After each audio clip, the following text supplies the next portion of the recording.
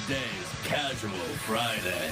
That means Monday is Casual Monday, Tuesday, Casual Tuesday, Wednesday, Casual Hump Day, Thursday, Casual Thurs, that's what we call it, and Friday, Casual Shabbat. The Majority Report with Sam Seder.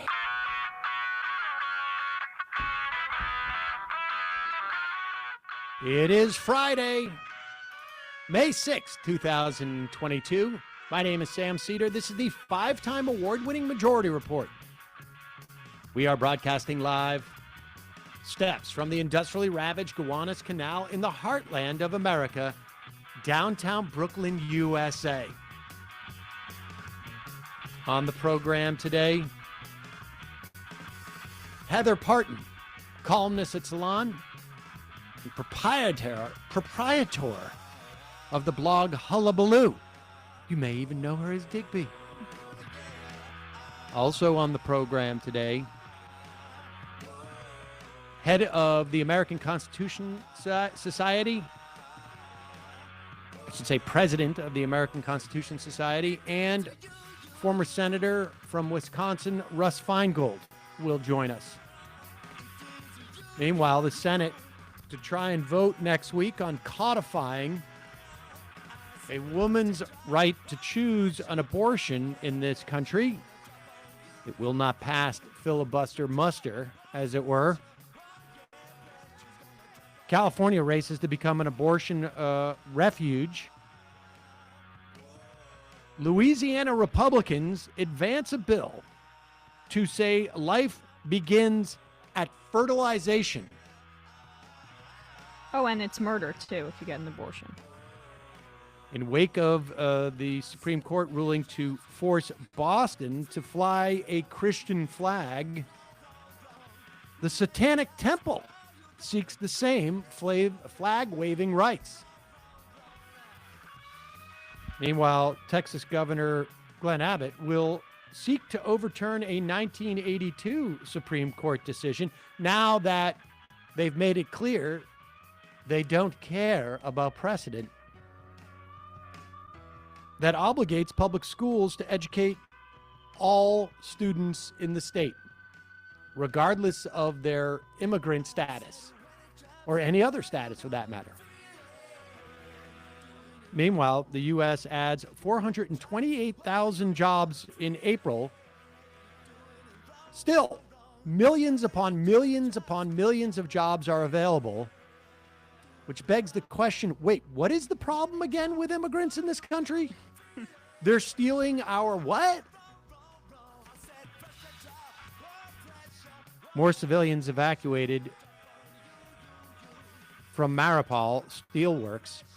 However, Ukrainian fighters there refuse to surrender. Back in the Senate, 16 Democrats join Republicans in trying to undermine a return to the Iran nuke deal. And 8 states' attorney generals call on Joe Biden to cancel student debt already. All this and more on today's Majority Report. Welcome, ladies and gentlemen. It is Casual Friday. Thus, you will see I am wearing a soft-collared shirt, as is my tradition. And, of course, Emma Vigeland is here with us, as always, wearing some type of mock-collared shirt. Yeah, this is called a Henley. This is what this is called. I don't know about such Emma things. wearing her black Henley that F's with the the color on the video. I'm not going to stop. And the big Yeah, buttons. I've fixed that, I think.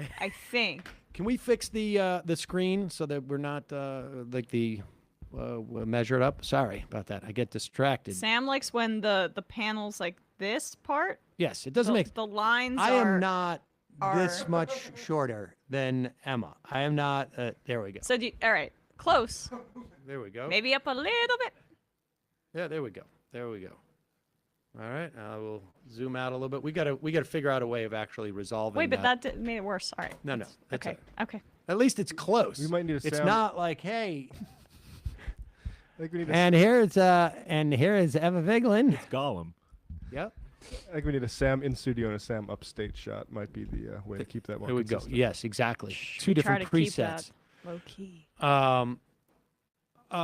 It is Friday. We got a lot to talk about, obviously, and we're going to have more debate about the leak a little bit on this program today.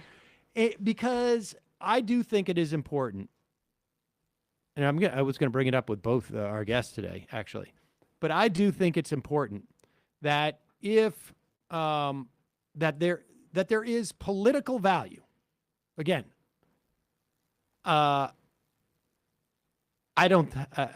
think it's well established my regard for the Supreme Court as an institution. It would be hard to make it less than it is now. But I'm more concerned with the political value of and the mobilization around this decision, which is going to come down in June. And I think there is increasing evidence that this leak was perpetrated, and in fact, not just this leak, but other leaks from the Supreme Court around this decision perpetrated by a conservative on the court. And by on the court, I mean within the court, a clerk, or I don't think a justice would have done it, but a clerk. But I doubt a conservative clerk would have done it fully without maybe consulting one of the justices. We will never hear about that if that's the case. But if it is a member of the majority using this as a way of keeping wobbly conservatives on the court from changing their mind or signing on to a more moderate decision about Roe v. Wade, if the power on the court used a leak to enforce their power, it does far more damage to me, in my mind, to the institution, and it does far more damage to the validity, the supposed validity of the decision, and it will create more outrage. That's my. Okay. All right. Well, there We'll you go. see. There you Yeah. go. Yeah, Emma doesn't care. No, she doesn't I what say. care. I mean, it's my job to care, right? So I care. No, you don't have to care. You Okay. don't have to care. I don't particularly care that much. All right, there you go. Yeah. There you go. All right. Well, yeah, that's the quickest thing I could find. Okay. But what's also interesting at this point is the Republicans are on the defensive about this ruling in the same way they would be defensive when it comes out in June, because they know it is going to be incredibly unpopular, and it is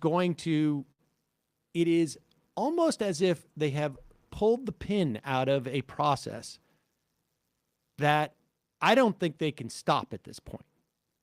Because the logic of a ban on abortion starts to lead to a lot of things that are going to become increasingly repugnant to average, normal Americans, as measured by just the polling and also their sanity. Because if you ban abortion because it is murder, then you must arrest and prosecute the people who participate in that murder. That would be the mother. That would be the doctor. And if you believe, as we're seeing evidenced in other states, that life begins at fertilization, which incidentally is actually before conception. Yeah. Fertilization takes place before conception because the fertilized egg then needs to launch to embed itself in the uterus when we have conception. But now we have laws that are already starting to advance about fertilization. IVF, you have a problem. You have a problem with some contraceptives at that point, which prevent the fertilized egg. Morning after pill? Not just the morning after pill, No. actually, so like IUD. Yeah. Will narrow the lining of the uterus in such a way that the fertilized egg cannot embed there. And so they are terribly nervous in some respects, even though a huge percentage of them is horribly excited. They've never really contemplated. This is almost like, obviously, I'm not making an analogy from what it does in terms of rights, but this is like, that moment where we're going to repeal the ACA. And then what do? Hadn't really thought that part out. Well, the dog's caught the car, as you'd say, Yep. or the kid who wanted a cookie is now he's just in a candy store by himself or locked in there, something like that. What are you going to do? What are you going to choose? What tactic are you going to take? I mean, and it's not just going to be abortion and contraceptive decisions. You mentioned the Abbott. They're going to try to get migrant kids not to be allowed in schools, overturning past precedents that they don't agree with. And yeah, the Supreme Court has sent out a bat signal for all of these kinds of things. Here is Peter Doocy, always reliably delivering the talking points of the Republican Party in the form of a question at the White House. And this is where it's going to head with the Republicans. Here, play this clip. The president's position on choice has evolved over time, so just checking for his official position. Does he support any limits on abortion right now? Peter, the president has talked about his position many times. He supports the right of a woman to make choices about her own body with her doctor. But I know that one of the Democrats that he endorsed and who won their primary this week, Tim Ryan, said yesterday that he does not support any limits on abortion. Is that where the president's thinking is now? The president has stated his view many times. So does the president support abortion up until the moment of birth? The president has spoken about this many times, Peter, and I would refer you to his own comments about abortion and a woman's right to choose and make decisions about her body with her doctor, which is what any of those women would do. Go ahead. The idea of abortion up to the moment of birth is a total fallacy. They started this when New York passed its Reproductive Health Act, which allowed practitioners to perform an abortion on a patient who is 24 weeks or more away from the start of a pregnancy. Roe v. Wade protects the right of a woman to get an abortion up to 24 weeks and then allows states to curtail that to the extent that they want to. Even in blue state New York, the change that was there, because prior to that, abortions after 24 weeks were allowed only when the mother's life was at risk. They opened that up to protect the patient's life or health. So if a pregnancy would materially impact a person's health, they were allowed to get an abortion. And who makes that determination? Well, of course, we should allow the members of the Senate to make the determination Naturally. as to how a woman's health or a patient's health this should always be the case. In every instance, when someone is facing a medical situation, we should allow the U.S. Senate or the legislature of a state to step in and determine if this really constitutes a significant enough impairment of your health. Well, you're calling the woman a patient. She's not a patient. She's a vessel for the baby. That's what this is, right? I mean, you're like abortion up until the point of birth. That's not a thing. That's misogynistic hysteria. Yeah, no, that means that right, exactly. But they're trying to get that out there. But then that opens the door to other questions about, say, a baby dies close to birth or in birth, right? Was the mother an appropriately pristine vessel for that baby?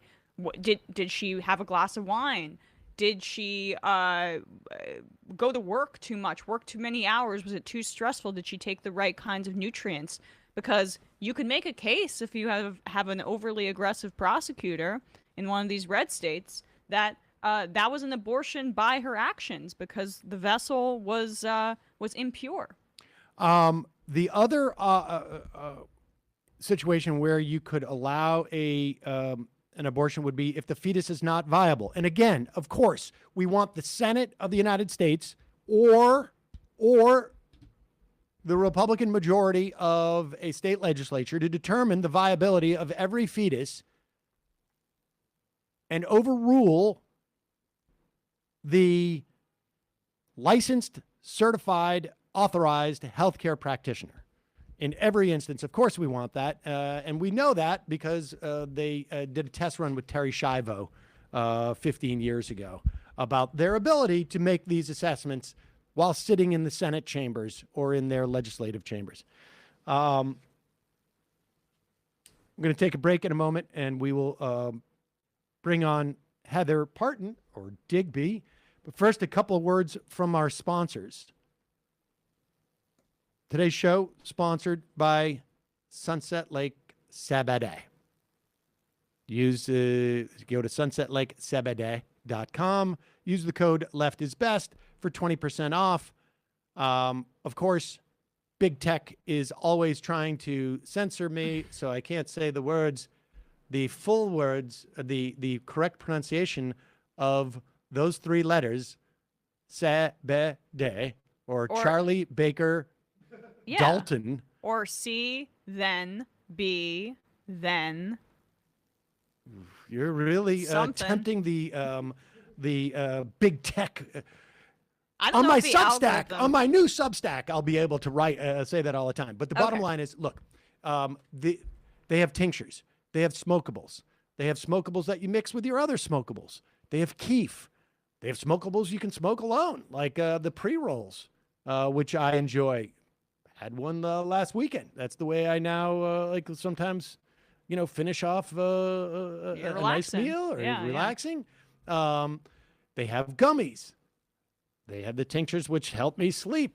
They have arnica and Sabadeh salve. I've been told to pronounce it salve. Or salve. I don't know. I can't even remember now how I'm supposed to pronounce that. But they also have fudge and Sabadeh infused coffee. All of these products are excellent, and they are grown without pesticides. They use integrated pest management. They also use regenerative farming practices. They have great business practices. Just raised thousands of dollars during their 420 sale for the Innocence Project. Wow. They're movement partners. This is the place to go if you buy Sabadeh, and if you've never tried Sabadeh, this is the product you want. You can see how the integrity of the product. They have third-party testers, and they put all these documents on their website. Just one of my favorite sponsors and one of my favorite products. I use this, 6 times a week in one form or another. I know. Well, maybe 7 times, actually. I'm becoming too dependent on the tincture for sleep. It's very helpful and also good for working out when your muscles are sore. Oh, nice. I read that in the Washington Post. That's how I did. So check it out. 20% off. Coupon code LEFTISBEST. And lastly, if you run a business, you want to have full knowledge of what your sales are doing, and you can do such with Shopify. It is an all-in-one commerce platform. Start, run, and grow your business. Shopify gives entrepreneurs the resources once reserved for big business. So upstarts, startups, and established businesses alike can sell everywhere, can synchronize online and in-person sales, and effortlessly stay informed. Shopify powers millions of businesses from their first sale to their full scale. You can reach customers online and across social networks. They got an ever-growing suite of channel integrations and apps, including Facebook, Instagram, TikTok, Pinterest, and more. Plus, you gain insights as you grow with detailed reporting and conversion rates, profit margins, and beyond. More than a store, Shopify grows with you. This is possibility, powered by Shopify. And I will say this, we obviously, our retail portion of this business, when we sell our merch, is not huge for us, but we needed something that was easy to set up, that easily tracks what's going on, and Shopify was incredibly easy to set up. People know my technical limitations, and we were able to get this thing up quick and easy, and it's been super effective. And if we ever decided to become just a merch store, Shopify would make it much easier for us to do that. Go to shopify.com/majority, all lowercase, for a free 14-day trial and get full access to Shopify's entire suite of features. Grow your business with Shopify today. Go to shopify.com/majority right now. That's SHOPIFY, shopify.com/majority. All right, quick break. And when we come back, Heather Parton, or as you may know her, Digby.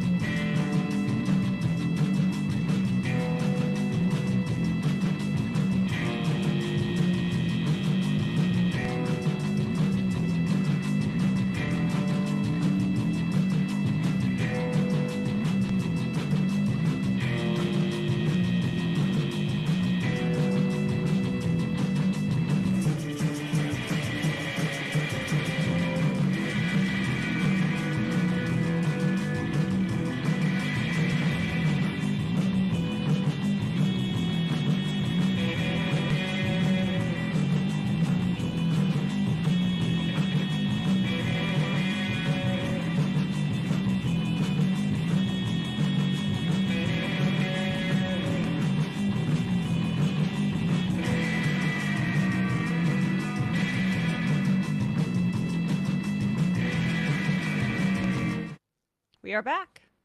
We are back, ladies and gentlemen. Sam Seder on the Majority Report. Joining us, Heather Parton, or Digby, and you know that's the case because of this song. Are you ready for some Digby? Yeah. Are you ready for some Digby? Digby, Digby, Digby, yeah. And a bit of hullabaloo. A bit of hullabaloo should do ya. How about some hullabaloo? Just rub it on ya. There you go, ladies and gentlemen. It's been a while since we've played that tune. Always excited to have you here, Heather. Of course, I'm here with Emma Vigeland, and I don't know. In many respects, you and I have been talking in this manner for, I don't know, 10, 15 years, maybe. Certainly, I've been reading your work for at least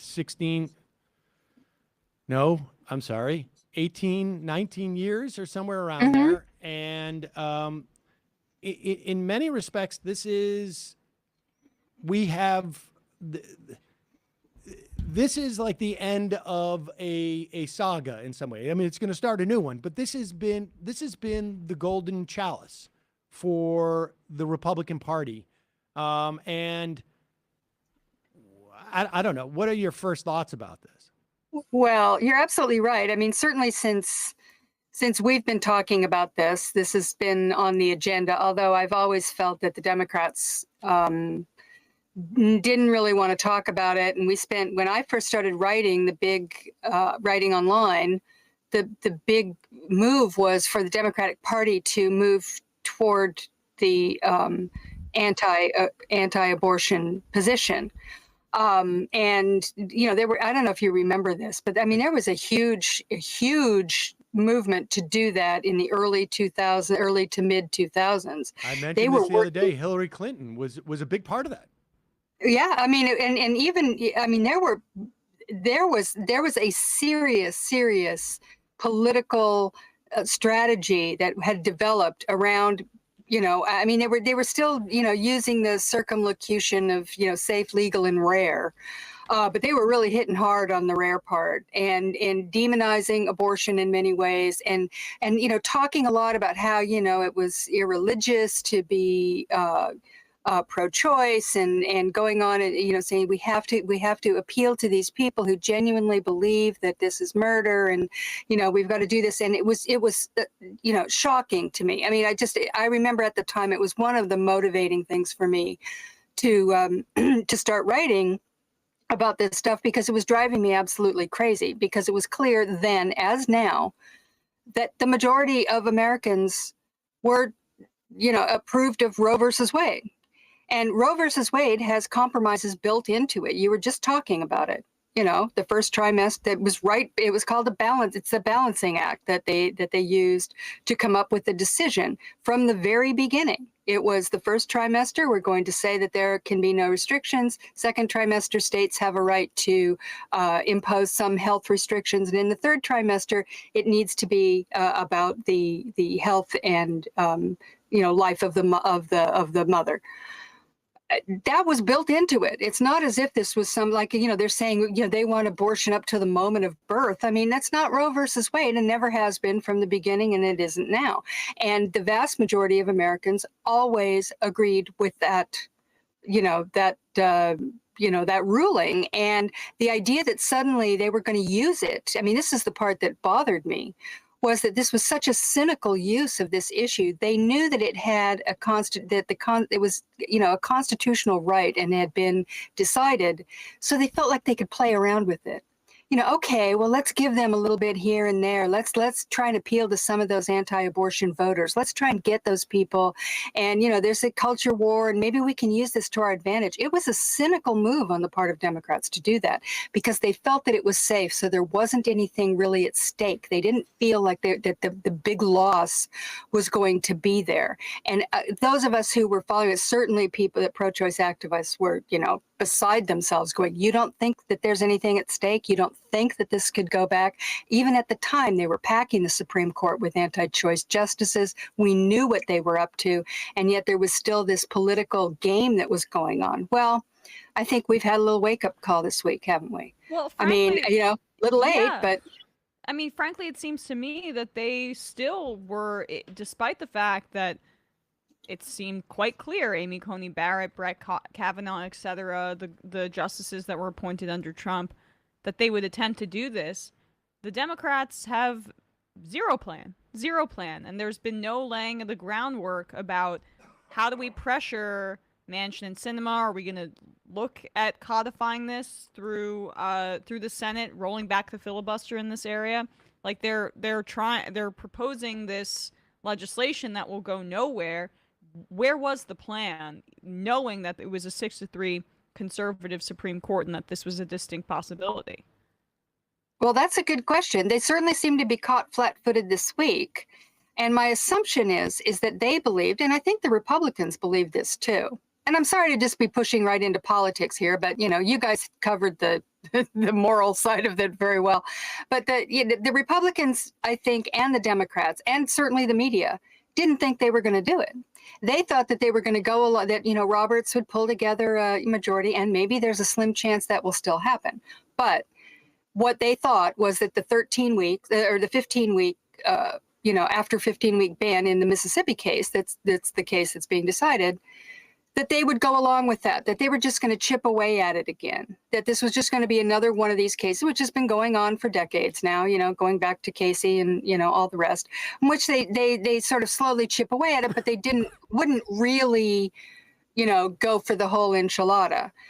I think that's what they thought. And I don't think there had been any plans. I mean, I think they thought, well, it'll come out in June. There'll be some protests about the Mississippi ruling. There'll be, we'll try and get the gals riled up a little bit. But I don't think they really recognized the true danger of this court. They didn't recognize it when when Mitch McConnell was doing what he was doing with the open Scalia seat. They haven't recognized it going all the way back to Alito, to be honest. Because Sam, you remember Yes. the fight that we tried to put up over Alito because we knew he was a raving nutcase, and the Democrats just kind of, well, what are we going to do? And again, so they didn't. I think they just didn't think it was going to happen, and now it has, and everybody's caught flat-footed by it, including the Republicans. By the way, I think that they're also kind of, I think this dynamic.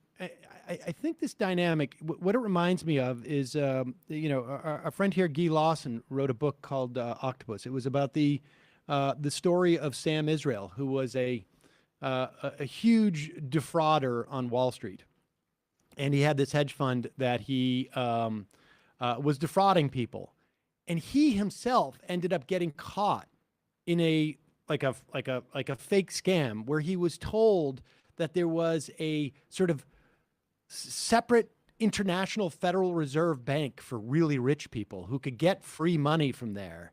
And he was so corrupted by Wall Street that the idea of this other corruption existing made total sense to him. I mean, it's like, of course there is, because I know everything is rigged anyways. And on some level, I feel like the Democrats did not believe that these people on the Supreme Court would actually do this, because they also have been engaged in this sort of like platitudinous, like, we can always say that we're going to do this. We're going to say we're going to do card check. We're going to say we're going to do this. And the Republicans are operating that way too. They say that to their base, and that feeds them, but we always got to keep the carrot out there. And my sense is, like, again, we have a specific generation of Democratic leaders who are operating under politics as it was done 40 years ago. And I made this point the other day that Bill Clinton, his first election to office was in 1978, running for attorney general in Arkansas, 5 years after Roe v. Wade. Like, their notion of how politics operate seems to come from a different century, because it does come from a different century.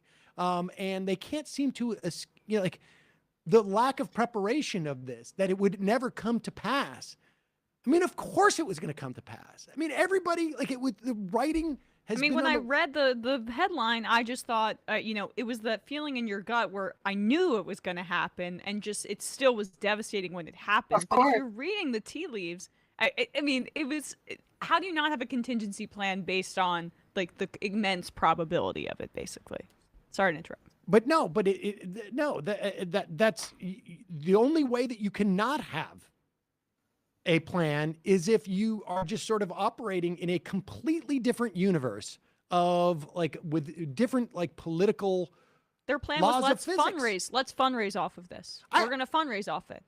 In the same way that the Republicans are. We're just always it's never going to happen. And, and even if John Roberts prevails, which I don't think he will now, I think the leak was meant to prevent him from prevailing in softening, because, I mean, Amy Coney Barrett is not going to be able to show up anywhere, and nor Brett Kavanaugh.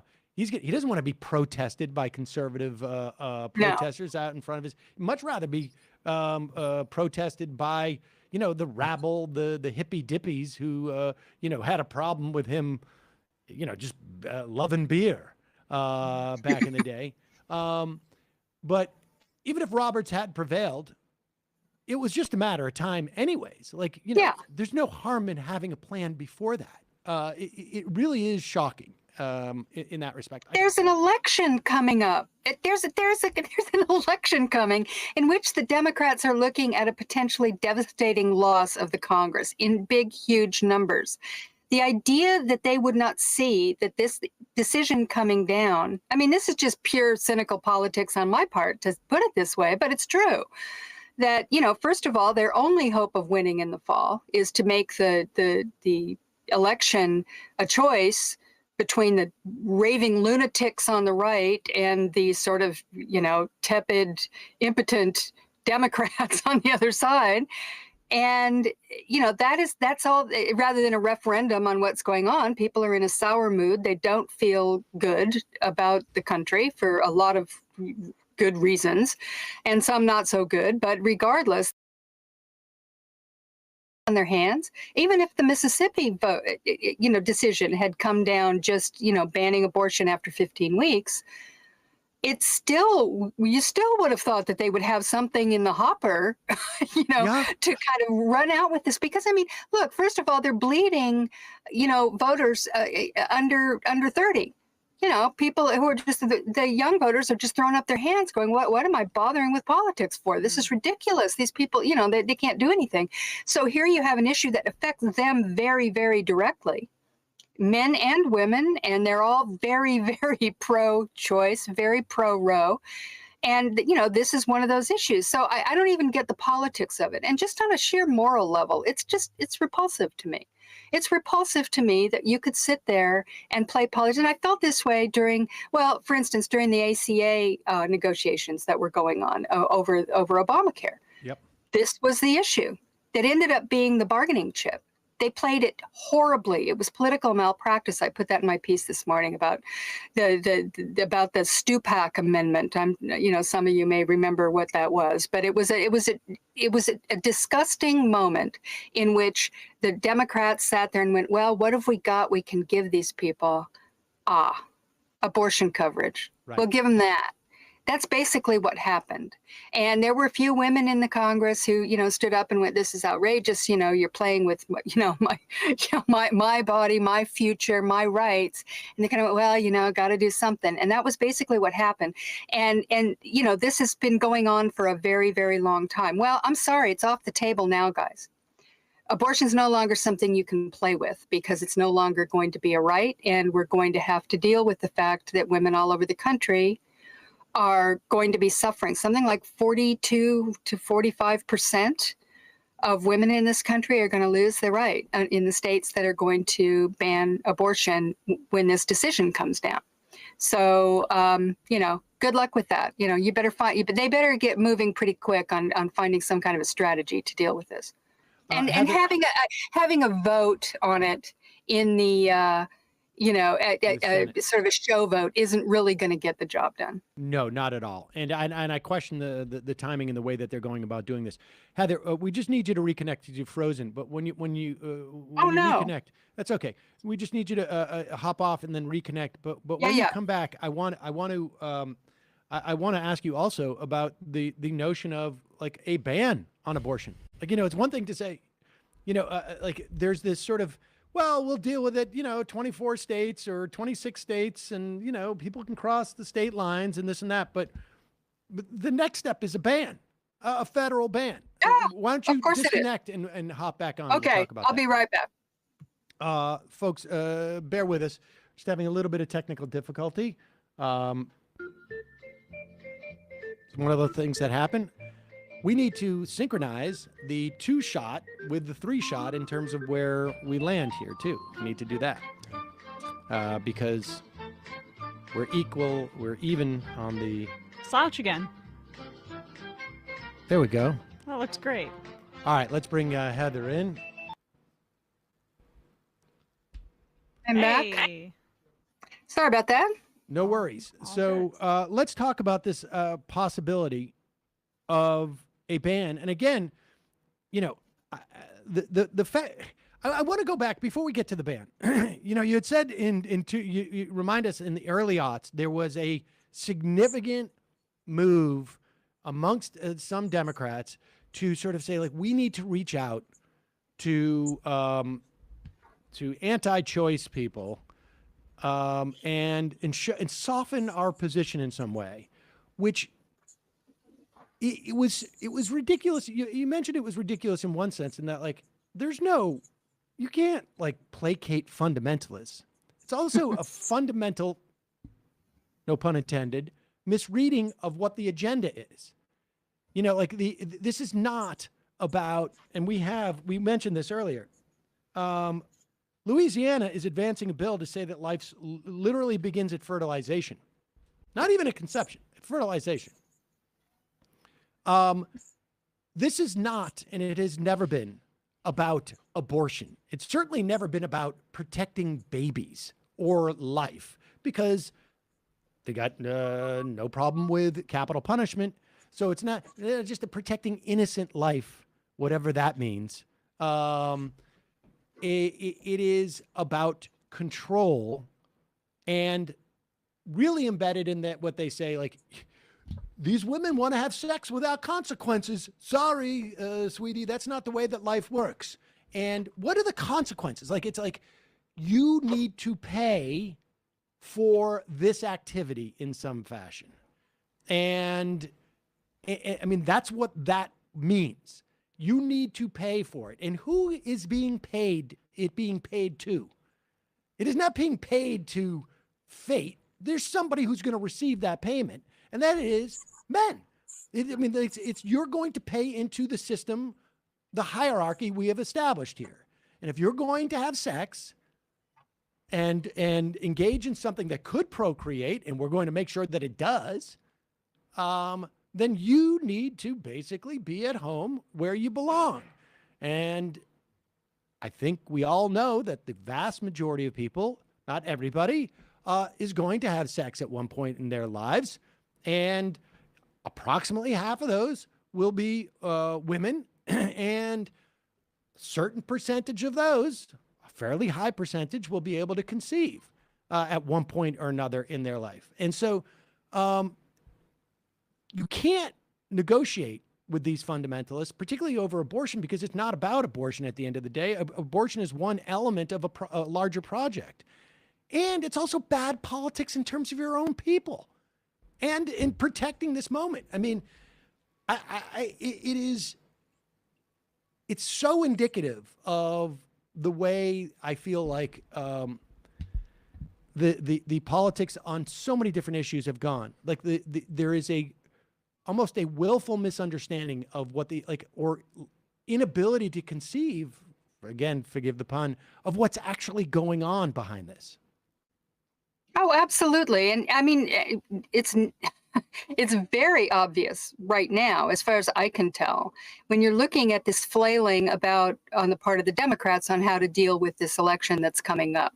They seem to be simply, I mean, they're completely paralyzed as far as I can tell. I mean, this is, the January 6th committee is coming up, and maybe those public hearings will have it. But other than that, I see absolutely no energy behind anything, really, and a lot of sort of open discussion in the press about how, well, we're screwed, sorry, it looks like it's not going to work. And that's about it. And, that is, again, an inability to see, as you put it, what is going on. As, Gavin Newsom, the governor of California, said in the wake of this abortion decision, wake up, America, look around, see what's going on. They're taking away your rights now. And they're serious. It's actually happening. It's not, this is the stuff that's going, I mean, you would think that the last 6 years of politics would have awakened everyone to the stakes and what's really going on. But apparently it hasn't. And there's been this idea, well, it'll all work out, or I don't know, we'll go back to normal or something. And we're not going back to normal. They are continuing. I mean, somebody said this week, and I can't remember who it was, pointed out that there have been 3 justices who were put on the court by presidents who didn't win the popular vote. All 3 of them were put on the court by Donald Trump. I mean, these are not these norms that everybody's, which is kind of ironic, since all these Republicans are now screaming about the Supreme Court norms. Give me a break. We don't go to talk to Mitch McConnell about Supreme Court norms, because he kind of, he went first on that one. But I mean, this inability to sort of understand exactly what the stakes are and how things are, hurtling out of control is still astonishing to me. And, it's been coming on for a long time. This isn't new. It's, it's been what we've seen, as you just point out, back in the 2000s, we saw this coming, where they were kind of getting ready to kind of jettison the idea that they were the pro-choice party. They were ready to do that and to kind of make this a bipartisan effort, essentially, to overturn Roe versus Wade. I'm not sure they ever thought it was going to happen. Doesn't seem like they did. Maybe the Republicans didn't think so either, but it is now. And it's just it's another sign of what's happening in the, in our politics generally. This is that we have a radical overtaking of our, of how we assumed our system was going to work. And this court we have 2 justices on the court that are signed on to this decision who were illegitimate. I mean, essentially, they're illegitimate. The first one was the seat stolen by McConnell on the Scalia seat. The second one was Amy Coney Barrett, who was rushed through in the last 6 weeks before an election. Both of those are illegitimate justices, and they're making the difference on this big, big issue. And they will make the difference on many more issues to come. And we should add that the seat that Mitch McConnell refused to allow for any type of even nomination to exist, really, fundamentally, or even to meet with the nominee and Amy Coney Barrett, that was a Senate that was ruled by a party that garnered something like 40 million less votes nationally than the Democrats. And so you have 2 instances sort of layered on top of each other. It's sort of like a minoritarian rule parfait, if you will, where and we have at least 4 states, I think that occurred to me off the top of my head, where we have a dynamic where gerrymandering, these state legislatures are, again, same dynamic, over 50%. Democratic people go in, pull the lever for a Democrat in their state assembly, and end up with far less than 50% representation in the state house. And we're going to see more of that in the context of, following the redistricting that's taking place this year. I mean, I think the last time you and I talked, we were like, oh, there seems to be some type of parity that came out because a state like New York had redistricted, and in response to Republicans around the country. And that has been what appears to be, I think it's not final quite yet, but it's about to be. That's been overturned by the good government in these blue states. And so we have minoritarian rule in a lot of places in this country. And so this isn't a question of like throw it to the voters, as if you could throw to the voters, any sort of constitutional right that people have. Exactly. That's one of the most fatuous aspects of the Alito draft decision, was this idea, well, we're just going to give it to the people. They will be the ones to decide. First of all, rights aren't decided by majority rule. I mean, that's just not how this works. And in fact, our whole, system of government, the Bill of Rights, and if you look at the Declaration of Independence, the country is founded on the idea of inalienable human rights. And that is not decided by majority rule on a whim, on a case by case, on a state by state basis.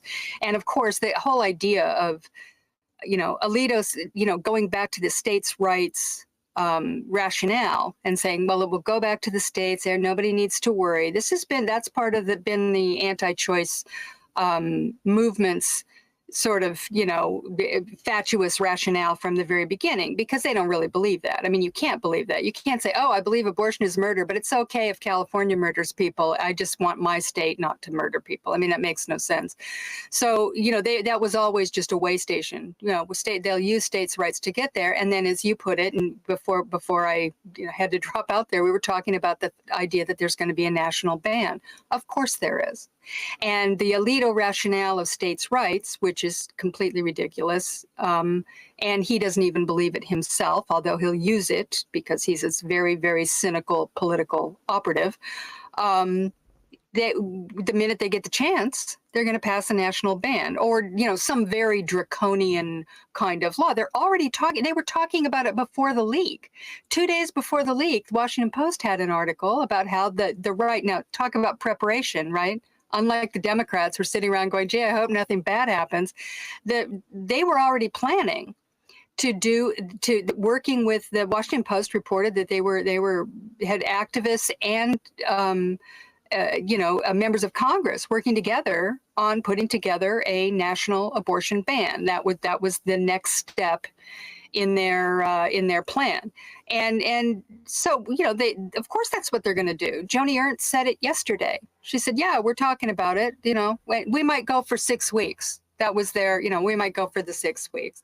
And then there's some jabbering on the edges saying, well, maybe we ought to think about maybe doing something for women, because it's going to look bad if we ban abortion across the country and we don't do any kind of support for the women and their children that were, the forced childbirth that we're going to inflict on people.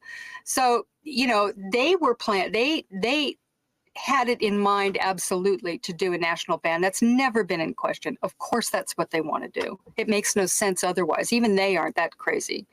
And, you're hearing rumblings from people. I think it was Kevin Cramer in North Dakota, the senator from North Dakota, who said, well, I'm not really comfortable with the idea of women being allowed, pregnant women being allowed to cross state lines.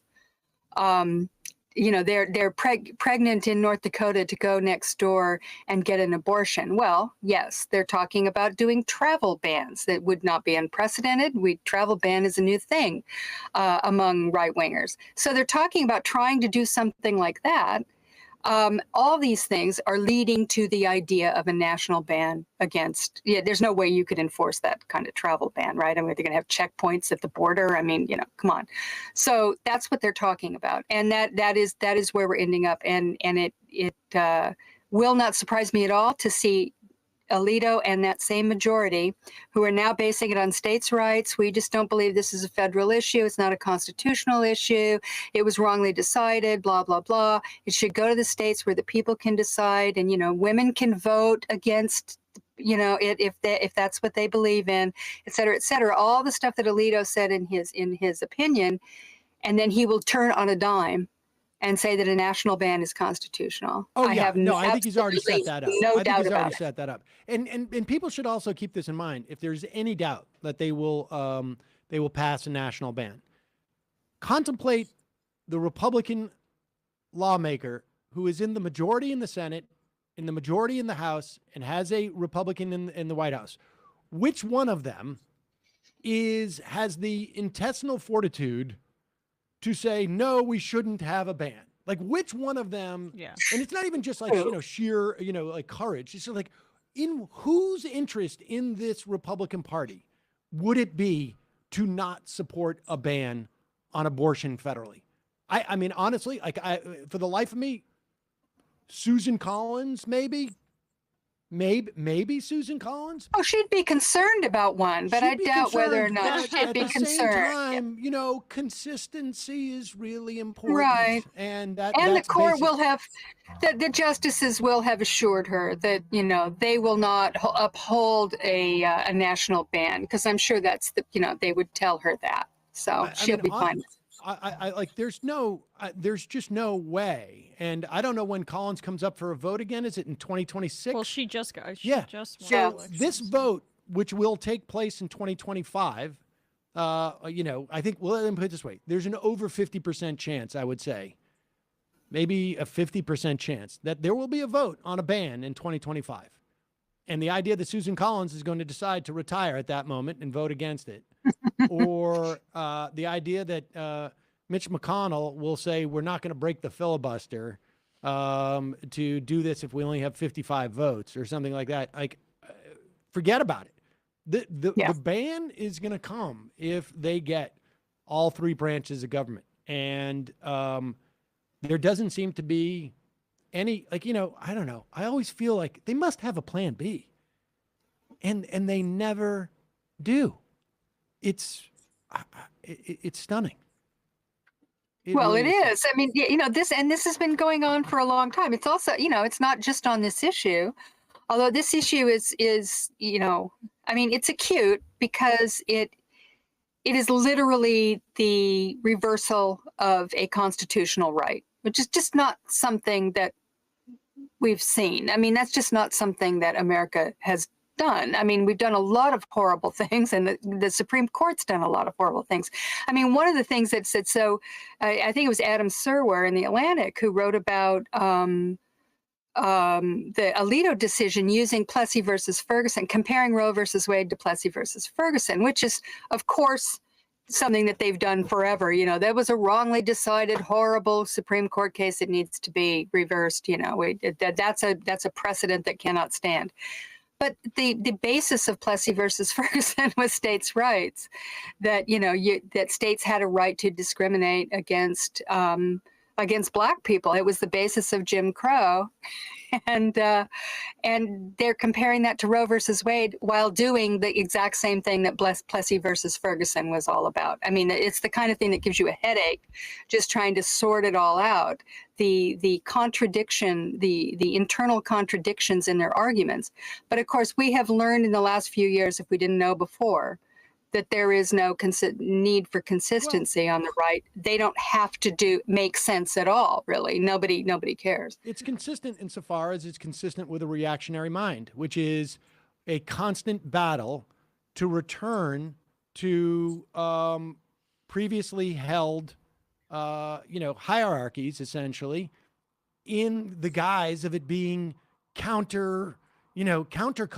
I mean, this is what, we can see this, everybody can, all of your favorite conservative outlets are doing this at every moment. You know, that's what the cancel culture is all about. Like, I'm going against the grain. We need to get back to the place where, women are chattel, and where, Black people can't really speak out in this way. And we don't have to have, diversity. I mean, that's all it is. But Heather, and I like the right wing spin on this, which is the Donald Trump rally, where it's kind of their Woodstock. And they dress up in costumes, and they all get in, and they think they're real radical, and they're doing this sort of they're putting a '60s counterculture spin on their counterculture, and I think that's it's sickening, but it is what it is. Heather Parton, Digby, as always, a pleasure. Thanks so much for joining us. Thanks for having me. It was fun. See you later, guys. All things considered. All right. We're going to take a quick break, and when we come back, we're going to be talking to Russ Feingold. He is the president of the American Constitution Society and, of course, former senator from Wisconsin. We'll be right back after this.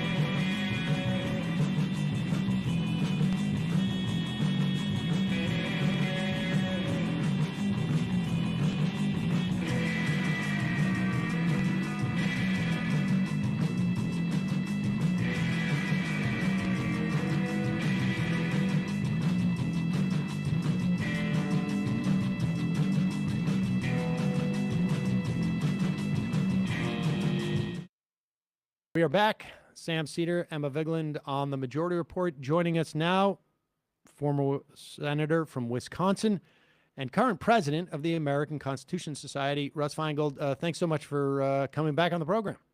Thanks, Sam and Emma. Good to be here. Thank you. I'm sort of, let me start with this, and then I'll go into what I was originally going to start with. Have we ever, Heather Parton just brought this up in our last interview. Have we ever had assuming that this ends up being the ruling, and in fact, even assuming it goes down to 15 weeks on the Mississippi, have we ever had in this country such an official reversal of a constitutional right? Sam, I think not. I mean, maybe there's some historians that would dispute that, but you can go back to Dred Scott, I suppose. But essentially, this is not the role the court has played. The court has not played the role of holding out a critical reproductive right to women for 50 years and then yanking it back suddenly. This is unheard of, even in things that would be of shorter or less precedential value. But this is 50 years. I was just my summer after high school when I remember I was working on a television show, cable TV in its infancy. And the guy that was a cameraman said, I can't be here next week because I've got to take somebody to New York to get an abortion. And I didn't really understand what that was all about. But that was that long ago, about 50 years, when this horrible situation was addressed. And it's a tragic day. Do you think that we're not headed? I mean, let's assume again, and we'll talk about sort of like more of the internal workings and whether these assumptions are necessarily correct. And I want to talk to you actually about the leak itself too. But assuming that this ends up being a complete reversal of Roe v. Wade, do you think there's any chance that a Republican-controlled Senate, House, and presidency wouldn't do a federal ban on abortion so that you would not have stories of like going from Wisconsin to New York because that's off the table at that point? Well, I fear they would try it. I mean, obviously, it would be challenged. It would be challenged on the basis that it's overriding the state's ability to make their own decisions. In other words, throw their own rationale back at them. But I don't think there's any doubt. When I was in the Senate, I was chairman or ranking member of the Constitution Subcommittee on the Judiciary Committee. They tried to push a constitutional amendment to ban abortion. Of course, that's much more difficult because it requires 2/3 of both houses. And one thing they're trying to do is have a constitutional convention, which would allow them to try to do this in a much more easy way. But I don't think there's any question that these people will not stop at this. They don't want any place in America to be safe for a woman to make this choice. And we have to face the reality that there's a ruthless quality to it that is essentially unprecedented. What does it say that about the way that the Republican Party is operating in this country, that abortion in and of itself and Roe v. Wade, the decision is so popular, and yet there is a sprint by these Republican-controlled states to ban abortion in the wake of this decision and leading up to it as well. And there's seemingly no regard for it. And is it just a confidence based on the fact that they've gerrymandered these states and there's so much money on their side that they don't think it's going to matter? Well, you hit the nail on the head when you referred to money. The forces that are pushing this have to do with big money forces in this country that have had this agenda for a long time. And frankly, to me, this isn't even the Republican Party anymore. This is a party that has a very different agenda. The Justice Blackmun was a Republican appointed justice who authored the Roe v. Wade decision.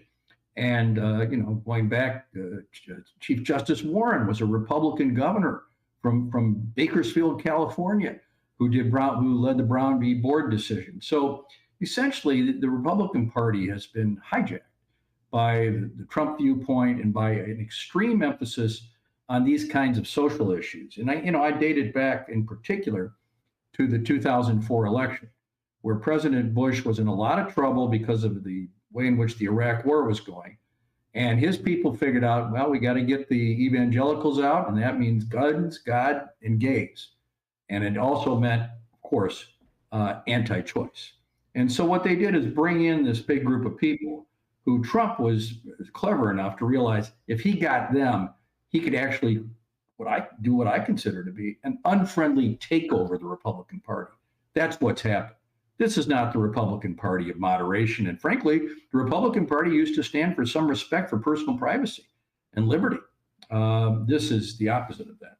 But with all due respect, isn't this a conversation that we could have had, like you say, at least 16 years ago? I would argue prior to that.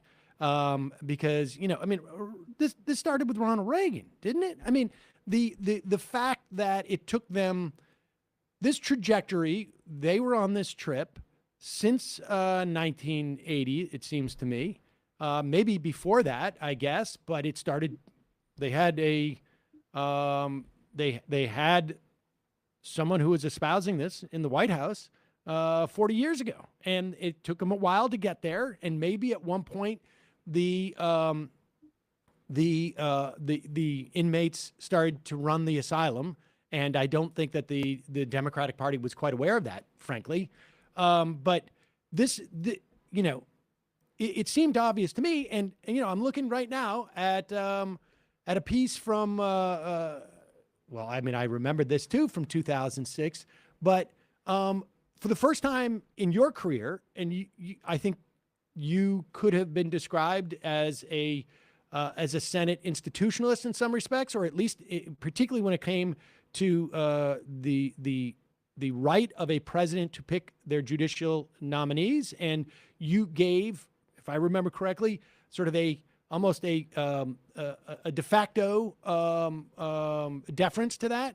But you voted against Alito. I mean, you saw this coming on some level. And, I think one of the problems is that the Democratic Party has been too quick to say that this is that Donald Trump was sort of like, hijacked the party, as opposed to the party sort of served itself and formed itself into a way where Donald Trump could be the head of it. Well, I think that's fair because it was a gradual process. Look, it's very hard to say people could have seen this coming. Ronald Reagan was not pro-life. He was pro-choice. But yet he created this view of the federal government that sort of demonized everything the government did. And that opened the door to sort of cause some of Bush's top people to say, well, what we need to do is bring in these other people these evangelicals and others who may not have had a political affiliation. And they did it. But, they made a deal with the devil. They basically, it was a sorcerer's apprentice kind of thing, where they brought him in thinking that the establishment could control them. I mean, look who's the leading person standing up to Donald Trump. Liz Cheney, the daughter of Dick Cheney. That establishment, that Bush establishment, lost complete control of the Republican Party when Trump came in. But yes, the conditions were set before, and you're right. I made a distinction as a senator. My belief was that the general norm should be that people should get their nominations for the cabinet unless there's something wrong with the person ethically, and that you could take a strict test with judges, but that there should be some deference to the president. But I had to make a distinction between the two Bush nominees. I voted for Chief Justice Roberts because I thought, you're not going to do better than this guy because he cares about the institution, and he's proving that. I'm mad as a wet hen at him for his role on the voting rights stuff. But look at what he's doing. He's the only rational person in the group. On the other hand, I met with Sam Alito, and we had a private meeting. And I'll tell you, it was frightening. This guy was cold as ice. I saw that in about 50 cases, he had never ruled against a corporation when an individual or a consumer was doing this. And I thought there's no way that a person could get a fair shake. So yes, began to see the difference. Although I got to say, I never imagined they'd go this far, Sam. I got to be honest with you. I couldn't believe. And the reason they go this far, Sam, is Trump. In other words, they're afraid to stand up because even people that are perfectly rational are terrified of losing their Senate seat or their House seat because they're going to stand up to Trump. That is the additional element that the cult of Trump has brought about. But what Sam Alito doesn't have to be afraid of Donald Trump. Amy Coney Barrett doesn't have to be afraid of Trump. Brett Kavanaugh doesn't have to be afraid. Gorsuch, Thomas, they don't have to be afraid of Trump in their position. That's not what I'm saying. I'm saying that if members of Congress and senators criticize what the court is doing, then we'll get it from Trump. Fair enough. In other words, look at what just happened in Ohio with the primary. I mean, nothing strikes fear in the heart of some of these people more than being primaried out. But to be clear, too, they're not just afraid of Trump. because, and you know this, because I know that you used to watch quite a bit of Fox News back in your day, specifically to see, what they were saying. That's But correct. they're afraid of Trump. They're afraid of Mark Levin. They're afraid of Laura Ingraham. They're afraid of Tucker Carlson. They're afraid of Ben Shapiro. They're afraid of Steven Crowder. They're afraid of every single messaging outlet, everyone on Fox. They're afraid of all of it. They are Right. they are completely outnumbered by a conservative. They're afraid of the Heritage Foundation. They're afraid of the Federalist Society. They're afraid of we could go on and on and on. And all of these things were built before Donald Trump ever, even before Donald Trump kissed Mitt Romney's ring, or Well, Mitt this is Romney kissed The other way in around. 2012. The Yeah. other way No, around. this is precisely why I was thrilled to be asked to become president of the American Constitution Society, because it is the Federalist Society and their allies and the people that fund them that have gotten a huge jump start on creating this mechanism of linking up the media and the legal system and the law schools and everything into a juggernaut that, as you say, ultimately included Trump, but is not just about him. And after Trump, it would still exist. I mean, these people have agendas that are way beyond anything we could have imagined. Of course, we know about the gerrymandering. We see what they're doing in the Supreme Court. Actually, they're getting ready to try to call a constitutional convention to try to rewrite the Constitution, and they may get enough states to do it. And this is all funded by the same people, the people that were running around on January 6th around the Capitol. And leading that thing are some of the same people that are pushing for this constitutional convention. So the only way to really understand this is they're everywhere. And the only way to counter it is that we have to be everywhere, progressives and others who stand up to the right's unlimited agenda. This isn't the Republican Party. This is the far right having captured the Republican Party. But that's just, that's the far right is Maybe it's captured the here or Republican there. Party.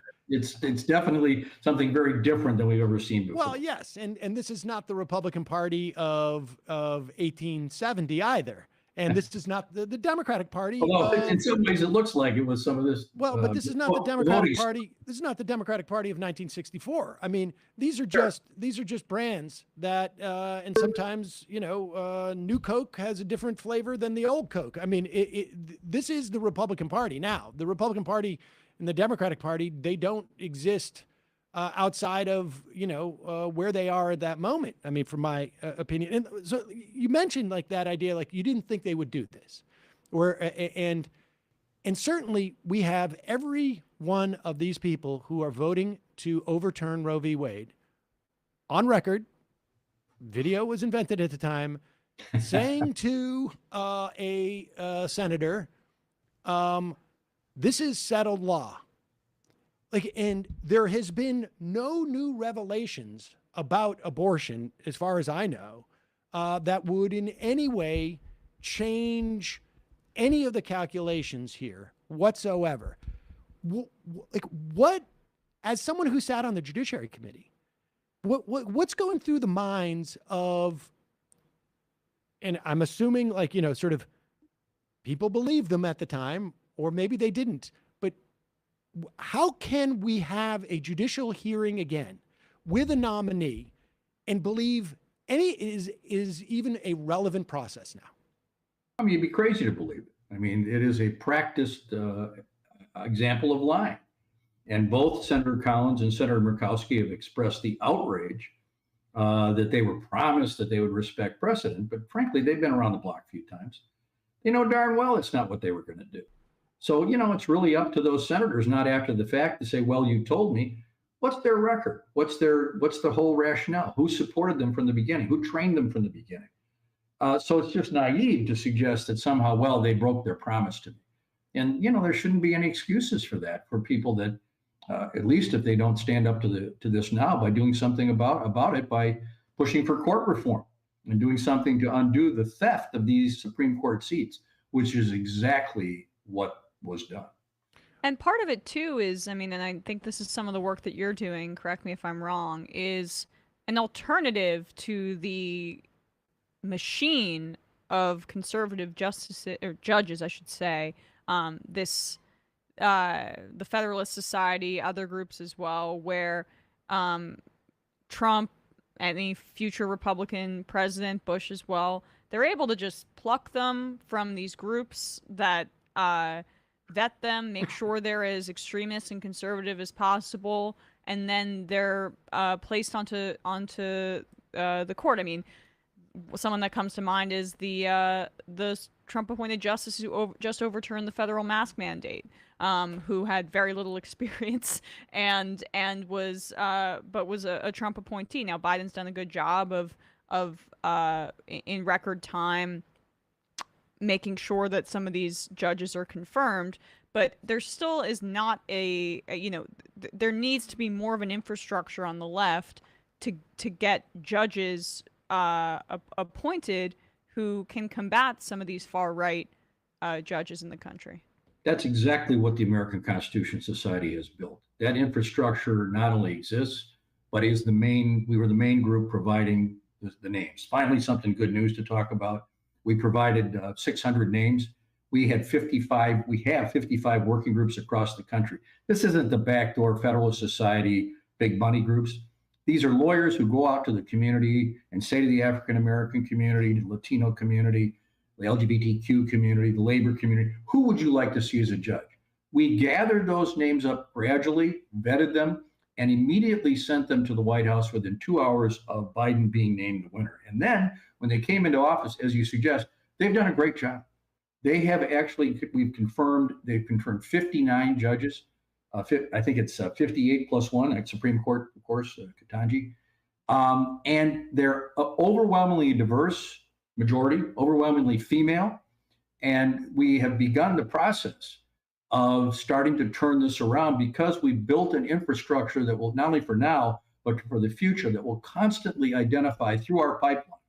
We have like 40,000 members of the organization that will constantly do this in a much more democratic and appropriate way. And so these are life appointments. And it's going to be harder, yes, the rest of the year.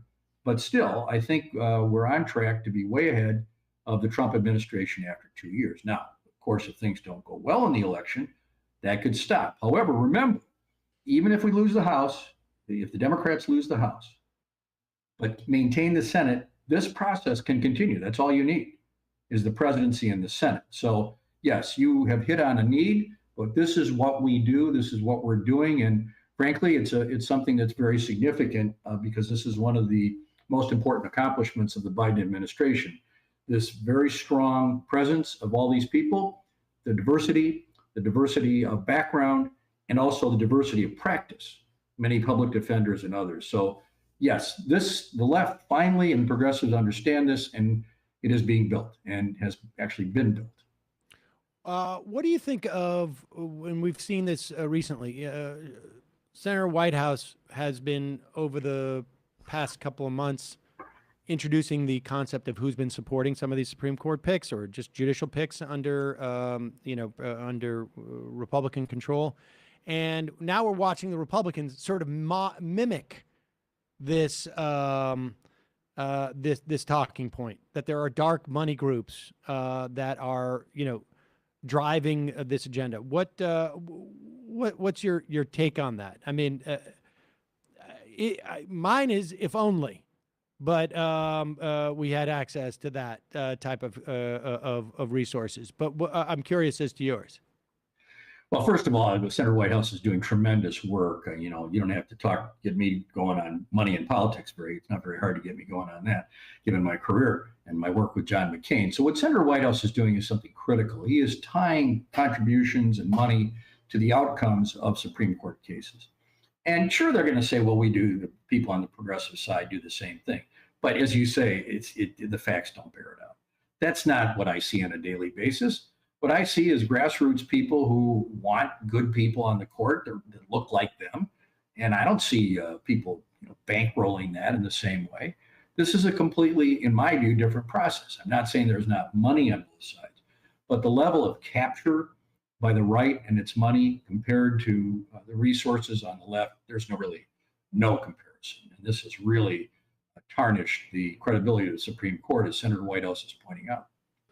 I want to go back to the brief and the ruling, but let me just start with this, with going back to the assumption that this ends up being the ruling.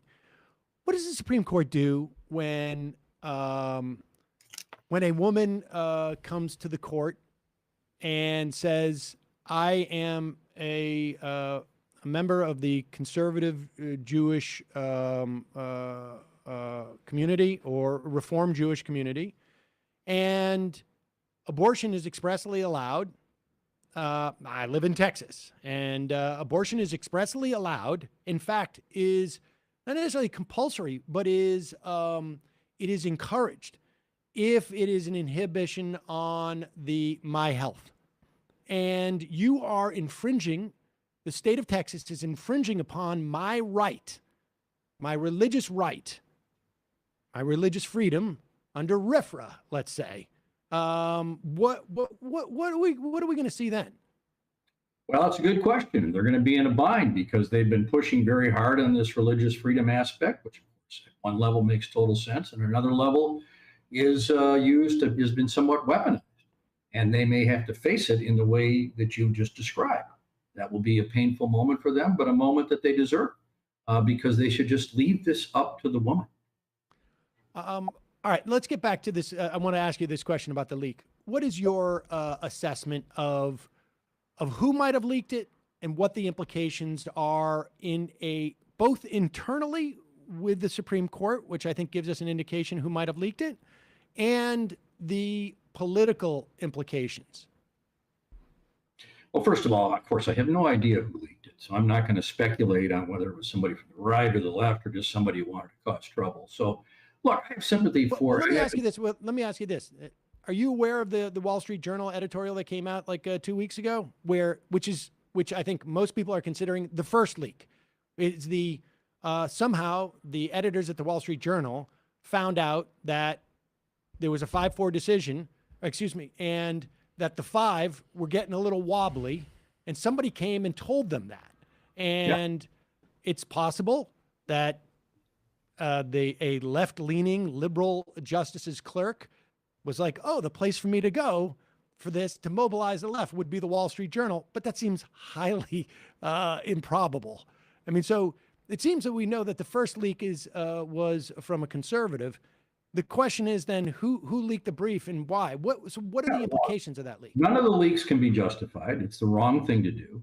But any notion of equivalency between that and the reality of the rights of women of the entire country being destroyed, there's no comparison. So yes, whoever did this is wrong and should be punished proportionately.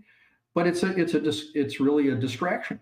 Now, I feel bad for the employees over there who work hard every day to administer justice in the Supreme Court, people that may not be partisan at all.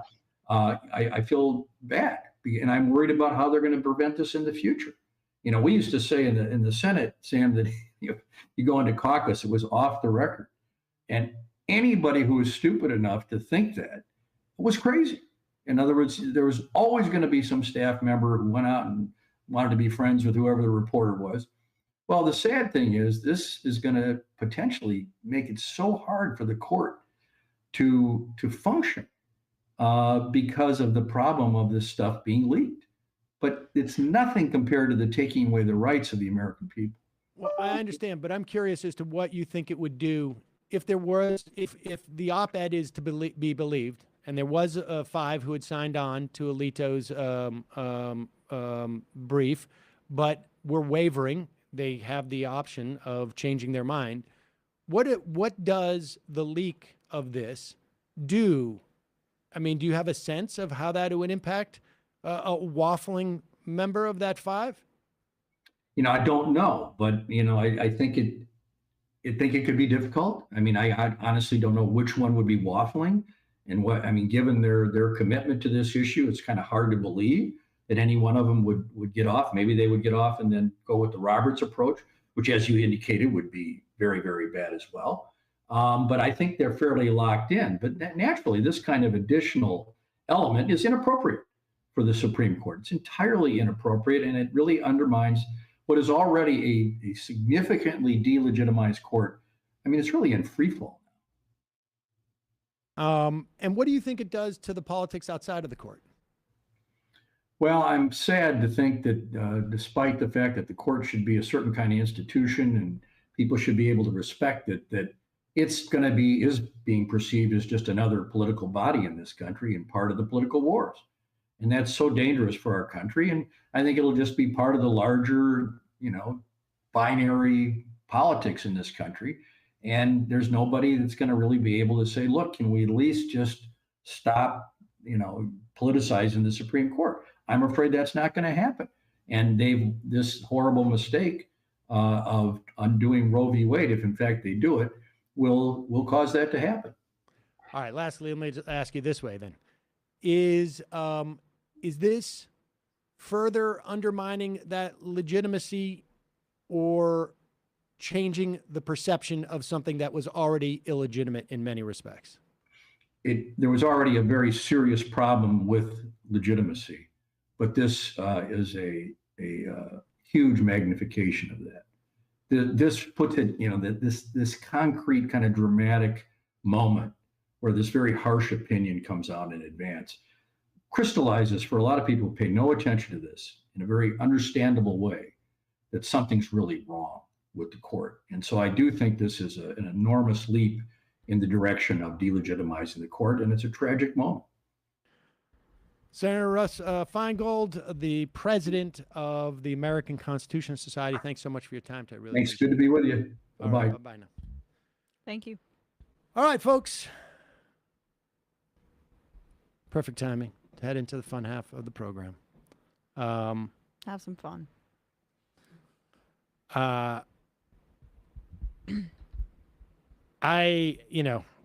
I got to imagine he has some opinions about what it's going to do on the court. Although, I guess maybe one needs to have been in the Supreme Court. What's going to do on the court? What the leak is going to do, like if it will harden. Does it make it harder? The opinion delegitimizes the court, not the leak.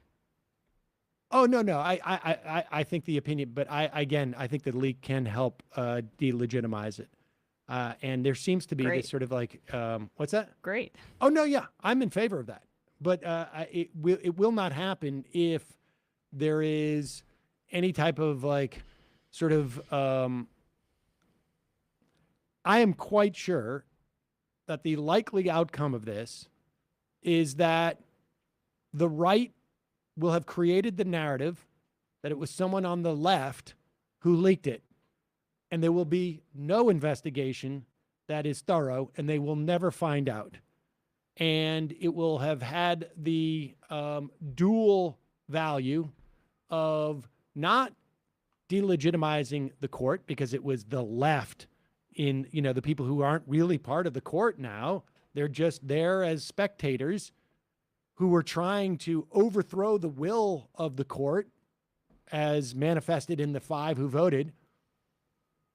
And it will have also served the other purpose of making sure that no one on that 5 waffled from their original position.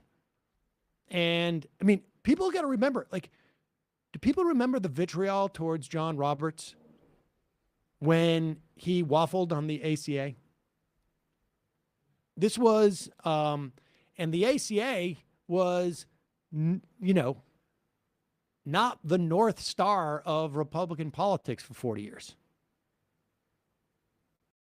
And surely every member of that 5, they don't want to be that guy.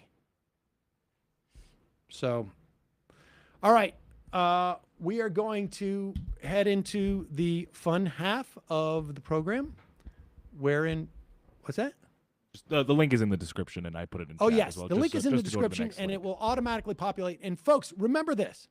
If you are a member and you want to see during the live show, we stream audio live, we stream video live. If you want to watch it live, you can watch it live. But if you are a member and you want to watch the show after the fact, you can always watch it on demand, as we call it. And that's what we call it here. On demand. On demand. Is that? I'm not going to make. Okay. Oh, that's why we get the big bucks to A la present this. carte. Remember, like on demand. On demand. By logging into, we're going to develop other mechanisms for this, but the logging into the Majority Report site with your membership credentials, and at the top of every member post will be that day will be the link to the. And guys, just like, we're working through this, but say you're watching on your Apple TV and you're a member, or your Roku, open it on your phone. You'll have it in your history, and then just pull it up, right? So if you want to watch it on your TV, that's probably right now the easiest way to do that. Or you got to learn how to cast on those things too. It's really useful if you have the YouTube app and the Roku app. There's a little cast button that appears when you have it both connected to your Wi-Fi, and it's easy to cast it onto your television. Oh, What does that mean, cast it sounds onto your television? complicated. So like, let's say I'm having basketball highlights on my phone. I'm watching on the YouTube app. They have basketball highlights now on your phone? It's way better than Sports Center, honestly. So you hit this little button. It's like a square with like 3 lines or something like that. And you hit Chromecast. that, and it gives you the options that are able to cast to. And if they're both connected to your Wi-Fi network, your Roku device, that should pop up there, and you can just send it, and it'll automatically bring up the YouTube app on that device and start playing it. There you go, ladies and gentlemen. All right, just a reminder, the big live show It's coming up. moved from January 16th to May 15th is coming up in less than 9 days. Since it's actually 9 days and 25 minutes. Countdown has begun.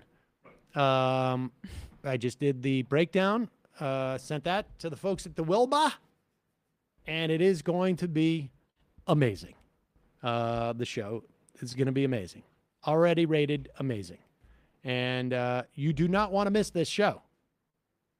You do not want to miss this show. Natalie Scher, special guest. We have a special guest, big guest. The biggest guest. That's a little bit of a clue. It's Donald Trump. It's Donald J. Trump. Emma. Said no clues. Said no clues. I'm sorry. Sam. Ted Leo will be there with an awesome, like, the Bostonist band you could get.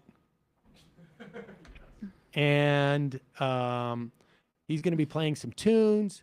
We're going to have some folks from Extinction Rebellion there. It's going to be wild. It's going to be totally wild. You will enjoy it. And I will tell you right now, there's going to be at least, I think there's a good chance we're going to have a debate. So, Whoa. Yep. That's all I'm saying. Battlefield of ideas. It is, well, maybe. So check it out. Go to majoritylive.com. We will not be streaming this live. We're going to record it. I'm not sure what we're going to do with it ultimately, but go to Majority Live. Also, AM Quickie. Get top stories in your email box every day, like thousands of you do. And what else we got? Join the Discord, majoritydiscord.com, and justcoffee.coop. Fair trade. Fair trade, coffee, tea, or chocolate. Nice, Use Emma. the coupon code majority, get 10% off. You guys got Boston to play in Boston for the big live? Awesome to the max. No. But we got, Ted has assembled a really great, awesome band. We'll talk more about that in the next couple days. All right. Matt, what's happening in the Matt Leckian media universe? Yeah, if you haven't yet, go back and check out Wednesday's episode of Left Reckoning. We had Robin Wansley on. She's the independent black socialist city council member in Minnesota's Ward 2. Just to read a couple of the comments. Thank you for bringing this amazing woman. I was feeling mighty low. She is so inspired and gave me life. Also, tremendous guest. The hype on MR was totally deserved. So and then the third, Robin is an incredible person. Thanks for the introduction to her. Listening to her talk is so inspiring. It brought a year of joy to my eye. So I agree with all those comments. Probably meant tear of joy. A tear of joy, yeah. Exactly. But I was going to say, a perhaps- year of joy to my eye. I've never heard that expression. Yeah. That's a nice expression too, if you think about it that way.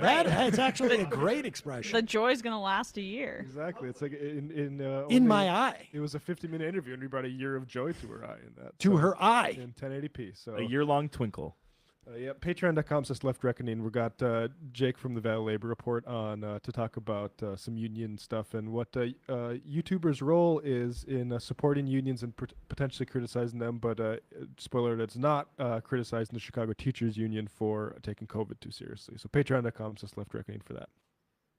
Folks, see you in the fun half. 3 months from now, 6 months from now, 9 months from now. And I don't think it's going to be the same as it looks like in 6 months from now. And I don't know if it's necessarily going to be better 6 months from now than it is 3 months from now. But I think around 18 months out, we're going to look back and go like, wow. What? What is that going on? It's nuts. Wait a second. Hold on for a second. Emma, welcome to the program. Hey. Matt. What is up, everyone? Nomi Key. You did it. Let's go, Brandon. Let's go, Brandon. Bradley, you want to say hello? Sorry to disappoint everyone. I'm just a random guy. It's all the boys today. Fundamentally false. No, I'm sorry. Women's Stop talking for a second and let me finish. Where is this coming from, dude? But dude, you want to smoke this 7A? Yes. Hi, me? Is this? Yes. Is this me? Is it me? It is you. Is this me? Hello? Is this me? I think it is you. Who is you? No sound. Every single freaking day. What's on your mind? Sports. We can discuss free markets and we can discuss capitalism. I'm gonna go throw up. Who libertarians? They're so stupid though. Common sense says, of course. gobbledygook. We fucking nailed him. So what's 79 plus 21? Challenge Matt. I'm positively quivering. I believe 96, I want to say. 857-210-35-501. 1/2. 3/8. 9/11, for instance. $3,400, $1,900. 654 $3 trillion sold. It's a zero-sum game. Actually, you're making me think less of it. But let me say this. Poop. Call it satire. Sam goes with satire. On top of it all, Yeah. my favorite part about you is just like every day, all day, like Yeah. everything you do. Without a doubt. Hey, buddy, we see you. All right, folks. It's just the week being weeded out, obviously. Yeah, sun's out, guns out. I don't know. But you should know. People just don't like to entertain ideas anymore. I have a question. Who cares? Our chat is enabled, folks. I love it. I do love that. Look, gotta jump. Gotta be quick. I gotta jump. I'm losing it, bro. 2 o'clock. We're already late, and the guy's being a dick. So screw him. Sent to a gulag? Outrageous. Like, what is wrong with you? Love you, bye. Love you. Bye-bye.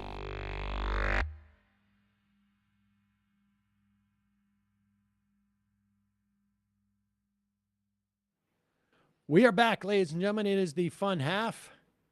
I will make my adjustments now. Emma, looks fine. Pull back just a little bit. I get the incongruence between those two lines is driving me. Yeah, Yes, that's what I was we're trying gonna to figure it out. I promise that. It drives me nuts. Okay, I'm pulling back. Oh, wrong. Wait, I got it. Bingo dango. There we go. Zingo Bingo zang. dango. Wait, Yeah. now it's perfectly aligned. Yeah. Oh God, everything has just come together. How's that feel? Oh boy. High on the hill was loud was the Great movie. Yep, there it is. Yeah, great movie. In my opinion. Yeah, no, I agree. In my humble opinion. I agree. I have not seen it since I was probably 4 at daycare. I watch it at least once a year.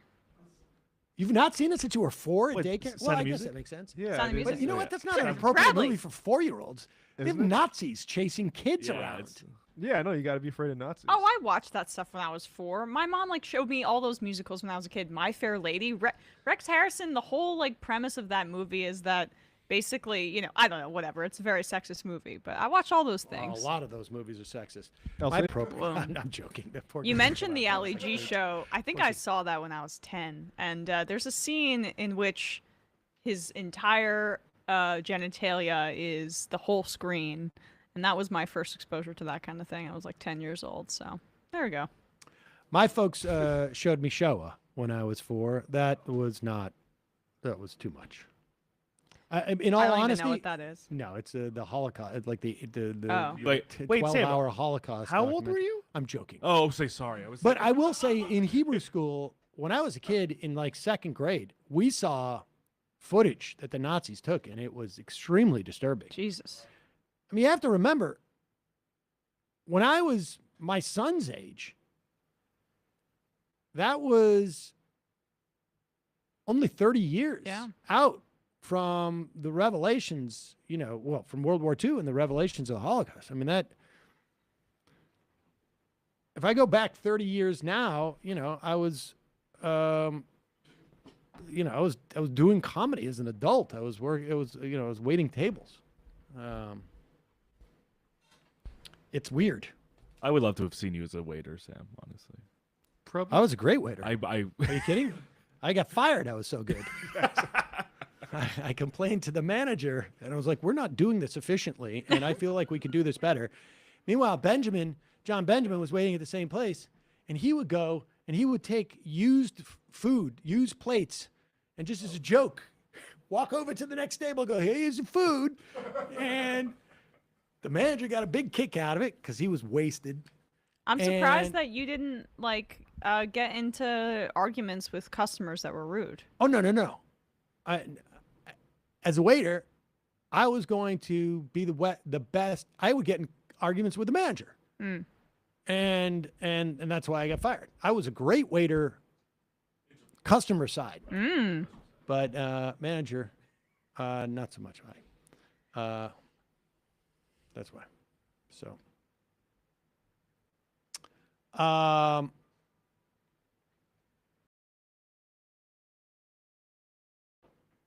Jay Tingle.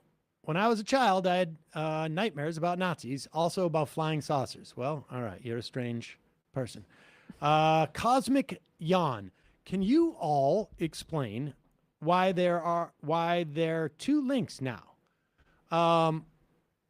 Well, one is the free half and one is the member show, and we are playing around with the timing of how long we leave the member show up, and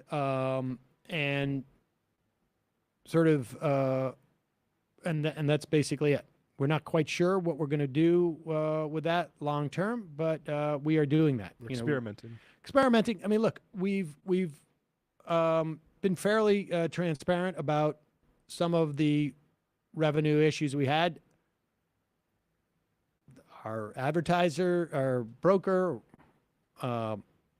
went to dynamic advertising and didn't realize that we had no dynamic advertising inventory, as it were. I don't This know is what all- that means. Yes. I mean, the bottom line is there was a big snafu, and short of pre-existing clients, for the most part, advertisers, this outfit, I think stopped selling ads on our behalf 6 months into 2021, and nobody knew it, and so our ad revenue shrunk, and there are secular issues on YouTube. Audience gets smaller, and their algorithm changes, and revenue drops, and so we're tightening some of our leaky things, and that's about it. That's that. Shouldn't it be Samantha Apple Cider? I'm not quite sure what that's in reference to. No, it should be, yeah.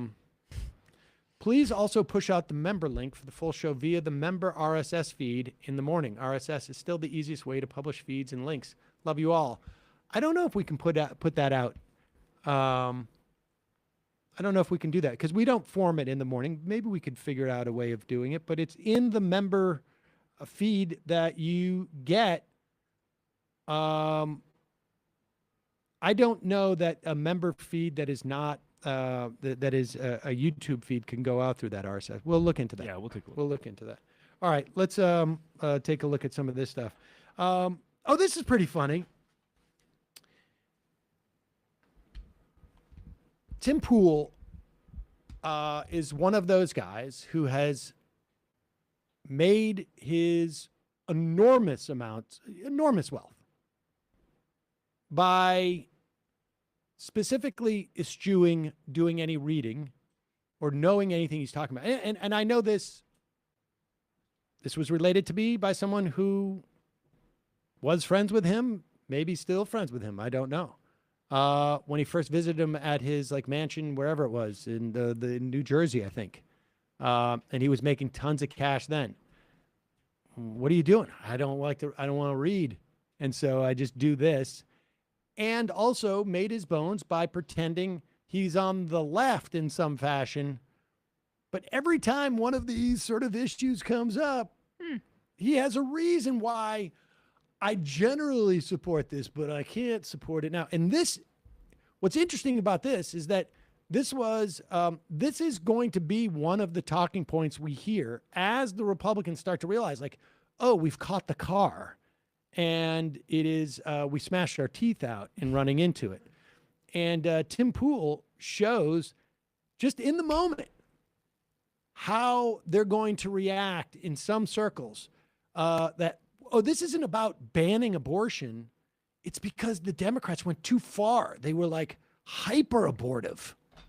But here it is. And also my favorite line in this is what's Casey? Go ahead.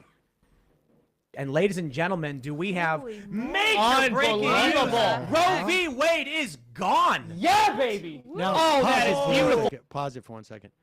Now, I don't know at what point he ever found out that this was just a leaked brief, and it was not. In fact, probably gone is the thing, but I don't think he fully grasped that. But that's okay. Who's that with him? Because for some, I don't know, who are these dudes in there? Let me take a look. I thought this was his crew. But I think that was if that's the case, it's just an interesting way.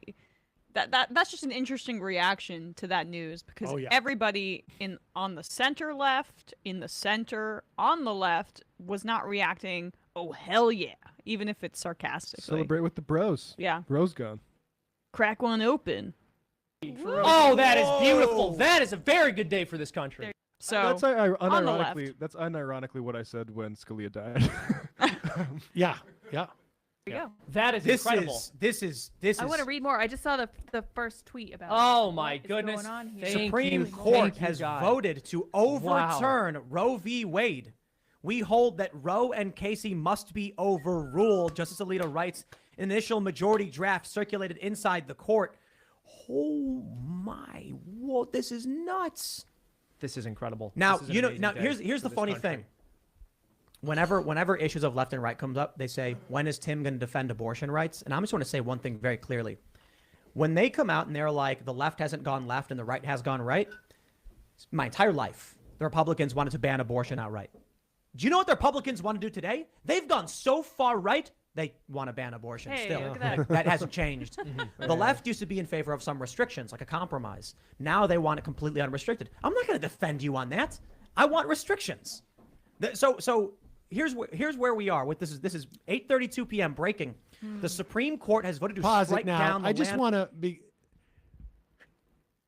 There are definitely young people in his audience, I imagine, and maybe even older people who are like, oh, yes, the Republicans have not gone right on the question of abortion because they were at the rightmost position possible. On abortion, they were at the rightmost position possible. Although already today, we are seeing that Louisiana is pushing through a ban on a bill that will say that life literally begins at fertilization. The implications of which are no IVF, because fertilization happens before it is inputted. That is a life, a human life at that point. Fertilization will also mean there are certain types of IUDs because it doesn't allow for the implanting in the uterus. That would be illegal. That's a contraception. I would also imagine it means that, like, I start to take my tax deduction as soon as the sperm and egg go together for my my baby that exists at that point. I also imagine it means that, like, oh, wait a second. If could I fertilize an egg in America through IVF, implant it in myself, if I'm a woman who lives in, let's say, I don't know, China, Mexico. I don't know why I would want to be an American citizen if I was in Europe, or in Europe. I'm not even sure. And can I get an anchor baby that way if I fertilize an egg in the U.S.? No, of course not. So, yes, Republicans can't go any further right on banning abortion because banning abortion is the furthermost right that you can go. But the idea that Democrats don't want any restrictions whatsoever is simply a fabrication. It's a straw man. It's the definition of a straw man. He has been I'm sure you could find some like random Twitter account that says abortion unfettered up until the point, 40 weeks in, go for it. It's probably, a rat fuck or something like that. But I mean, like there's nobody on the left who's advocated for that. Well, but I don't even know what that means. I mean, because like, it's not like you can go and, like I'm going to drop by the bodega, the local bodega and get an abortion. All of this is under a doctor, a licensed or certified medical practitioner's care. And there is no law in the country that says that they can't say, like, there is no, within the third trimester, there's no, even in New York, like we said, we already said this. The most recent law simply says you can only get an abortion in the third trimester if the life or health of the mother is in danger, or if the viability of the fetus is in question, as determined by a medical professional. What restriction does he have a problem with? What further restriction would he want? He won't say, of course, because he's just placating his right-wing audience. He is presenting the right-wing position as static and as reasonable because of its staying consistent. And the left, we've lost them. They've gone too far. Tim Pool doesn't have a show if it's not the left is going crazy and overreacting to what the right is doing. That's all his message ever is. I doubt he will mention the fact that every single one, if those 5 overturn Roe v. Wade, every single one of them in their hearings, which have taken place anywhere from 15 years ago, or I guess 17 years ago, to 3 or 4 years ago, every single one of them said they would not overturn Roe v. Wade. It is settled law. Every single one of them. All right, continue on with Tim Pool so we can see how just incredibly ignorant they are about this thing that they're opining about. Unrestricted. I'm not going to defend you on that. I want restrictions. So here's where we are with this is 8:32 p.m. breaking. The Supreme Court has voted to strike down the landmark Roe v. Wade decision. This is nuts, according to initial draft majority opinion written by Justice Samuel Alito. The draft opinion is a full-throated, unflinching repudiation of the 1973 decision, which guaranteed federal constitutional protections of abortion rights, and a subsequent 1992 decision, Planned Parenthood v. Casey, that largely maintained that right. Wow. We hold that Roe and Casey must be overruled. He writes in the document labeled as the opinion of the court, it is time to heed the Constitution and return the issue of abortion to the people's elected representatives. Wow. I just want to point out, like, during the show, Lydia will like pull up a story. It's like something's happening. But usually it's like, oh, we'll get to that. And then I saw this and I'm like trying to make my point and I'm just like, Distraction. So what's it saying? That it becomes a state issue? State to Yes, state? yes. Yeah. And this is because they strike down Roe v. Wade. Every subsequent court hearing that was based on Roe v. Wade is now struck as well. Yeah. Well, They're saying it'll be what, in 2 months Planned. from now? Oh, okay. Is that it Wow. There's gonna be a lot of abortions between now and then. This is earlier than we thought. I thought it was going to come out in June. What's Planned Parenthood versus Casey? Yeah, well, that's my favorite part. What's Planned Parenthood v. Casey? You know, that's how abortions work too, right? Is that since we know it's going to be banned too, you got to squeeze it in this period. I got to get pregnant so that I can get an abortion before it's banned. I really just want that. I want that experience. You know. Shower with Crowder asks, Sam, Emma, watching your fun half now is just about watching you react to nut jobs on YouTube and Twitter mostly. We do know that the world is not in these platforms, right? Especially the activists on the ground who are actually influencing policy or trying to. Yes, you'll notice that we interview those activists from time to time.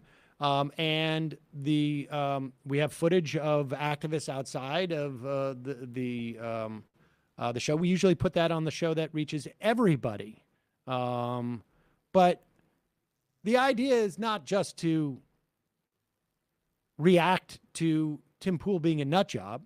The idea is to respond to one of the rhetorical devices that will be used in trying to diminish the relevance of this decision. And that will be, this is just us punching back. This is not about right-wing fanaticism. This is about left-wing fanaticism. This show is a mode of communication. The best thing that this show can do, in my estimation, Shower with Crowder, is to communicate to people arguments as to that they can go out and deploy in service of trying to push back on these memes. Like, there's no doubt there is value. I mean, we had Jordan Flowers on yesterday. We have activists on, with some regularity. And I had Jessica Cisneros on yesterday. Showing images of people protesting. We do. We did that 2 days ago to start off the show. But we want to give people stuff that they can use, and reacting to Tim Pool or other people who are floating right-wing narratives gives people that ability to do it. I don't know what else to tell you. I would go even further and say that the idea to silo this stuff as it's just nut jobs on Twitter is, I think, telling yourself a bedtime story. I think this stuff is a lot more. I think these people are a lot more plugged into the being official propagandists for basically organized reaction. And I think people need to know how to respond to that stuff. And I would also just plug this real quick. Tim Bon Toast has a series. There's a second part of this, but this is the first one. Tim Pool, chaotic news analyst for folks who are less over, talk about these guys. But it goes to show how he plays this game and convinces so many people to think he's some sort of a disinterested news analyst, and he's actually a right-wing propagandist. And head over to Tim Pool's YouTube channel. I mean, you're talking about hundreds of thousands of people who are obviously interested in politics, which you should be aware of. Generally on any given day is a fraction of the population in this country. And so we're fighting over a small pool of people, no pun intended, and trying to influence them. So I don't know what to tell you. I mean, that is, I don't know what to tell you. That's why we do it. If you don't enjoy it, you don't have to watch it. But I also, I don't even buy the premise, but even if I did, that would not. Here is, we had yesterday labor leaders at the White House, and obviously overshadowed the news overshadowed by Roe v. Wade. But this is an important moment where the White House is showing some measure of support for unions. We will get to something that mitigates and cuts against that in a moment. Here is Christian Smalls, one of the co-founders of the Amazon labor union, who said when he met with Biden yesterday that Biden told him that he got him in trouble. That's what Biden said to Chris Smalls, That's what Smalls apparently. tweeted out, Because when Biden, remember when he said Amazon were coming for you, and they kind of retracted that. I found that to be an interesting moment. That's funny. But here is Chris Smalls on with Bloomberg host Emily Chang, and this is apparently Emily Chang just thought like this would be an isolated event at Amazon. And look at the sheer panic that spreads across her face. There's no organizers in that building. And they just didn't have enough time to convince enough of their coworkers, which is understandable. So for us, we just have to reassess and get back to work and get back to organizing. So are we going to see you filing union petitions outside Staten Island soon? And if so, where? Quickly. Well, I can tell you, we're going nationwide. You know, every building in the country has contacted us already, and we're going to continue with that plan to get everybody in the country set up. You're saying every Amazon warehouse in the country has contacted you about the prospect of unionizing? Every Amazon facility in the country, and then some, has contacted the Amazon Labor Union, and we will have a conference that will address everybody nationwide. All right. Christian Smalls, president of the Amazon Labor Union, fresh off his meeting with President Biden. Thank you. The slow realization. Her heart palpitating. Wait, there aren't factories and warehouses that Amazon has where everybody isn't happy about working there? Really? You know, it's interesting too. We had Jordan Flowers on 2 days ago, I guess. Another organizer with the ALU, one of the co-founders, and I asked him, like, you know, where are you going next? And obviously they're not going to say. And there's no doubt in my mind they've gotten calls from at least one person in every warehouse around the country. But Smalls is messing with them big time here because he knows he's on Bloomberg. He knows what he's doing there. He's just going to talk to Amazon.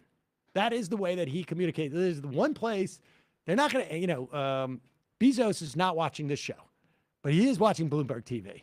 Oh, yeah. And Smalls is just basically saying, like, could be anywhere. And how much you want to bet that Emily Chang has a sizable amount of Amazon stock in her portfolio? Not anymore. She may hedge it. Sell.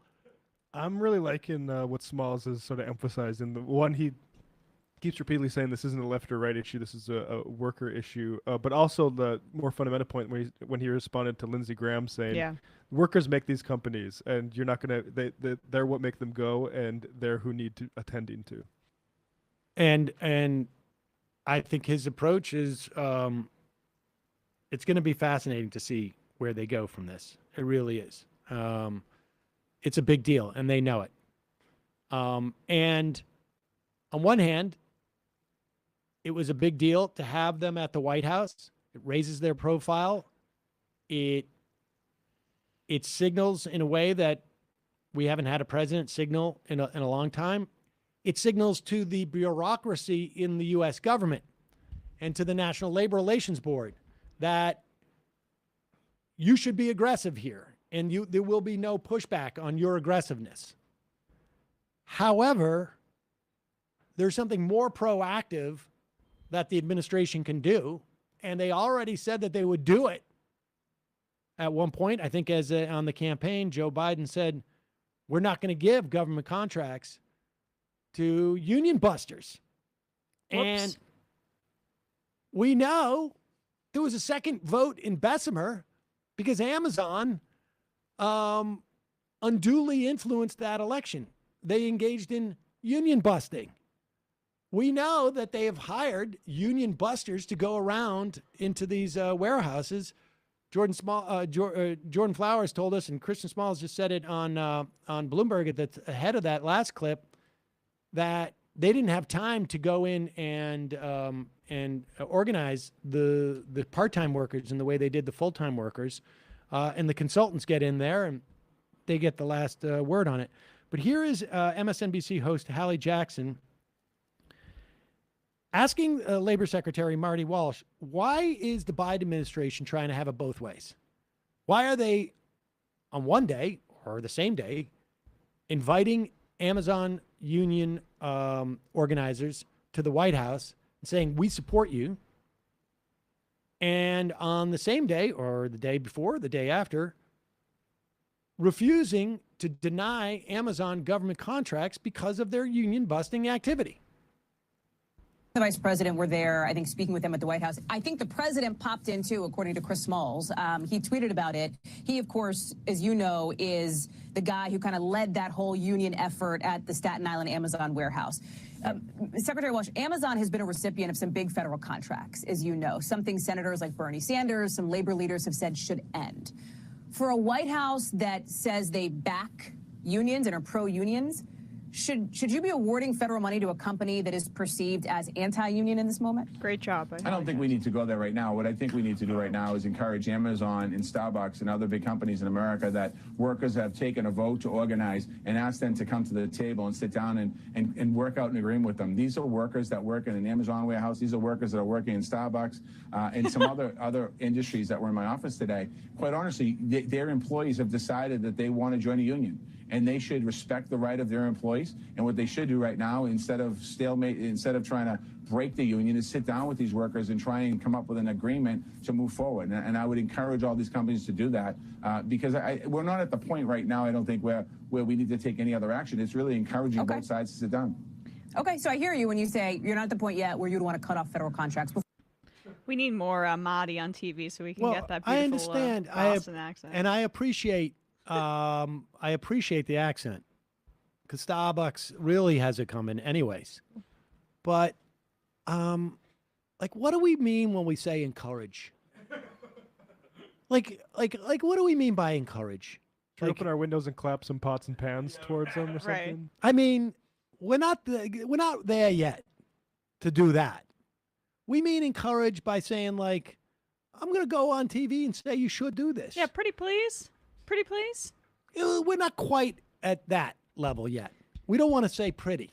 We want to say please. You know what's sad about it too is just like the Amazon is such a behemoth and has created such a web of infrastructure in our country that, like, the feckless Biden administration almost feels like it needs to rely on it for these kinds of things because we don't have the mechanisms in our federal government, and Amazon is like what rivals that, if not is an improvement. It's also an argument of maybe there's another reason why we should also have antitrust here in regards to Amazon, so that the government can function and push its own political agenda without being held hostage by a monopoly. Yeah. And it is not, there is one way the government encourages entities to do things, and it is not by saying it's the right thing to do. Not through cable hits.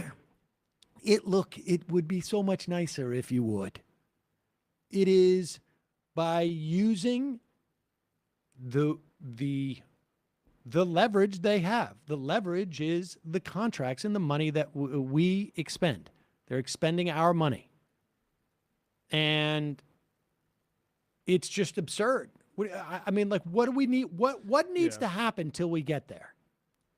Yeah, the framing, it should be not what they should do, but you should just take it as read. Like, okay, we expect them to recognize these unions, or the contract's gone, and it's a simple equation, and we expect them to do the right thing. We expect them to do the right thing, and they get 30 days to comply, or 45 days to comply, or 60 days. Frederick Douglass said it best, I think. If power concedes nothing without a demand. It never has and never will. Whoa. But I think he probably also said power concedes if you encourage them to maybe to do it. Yeah, demand sounds harsh.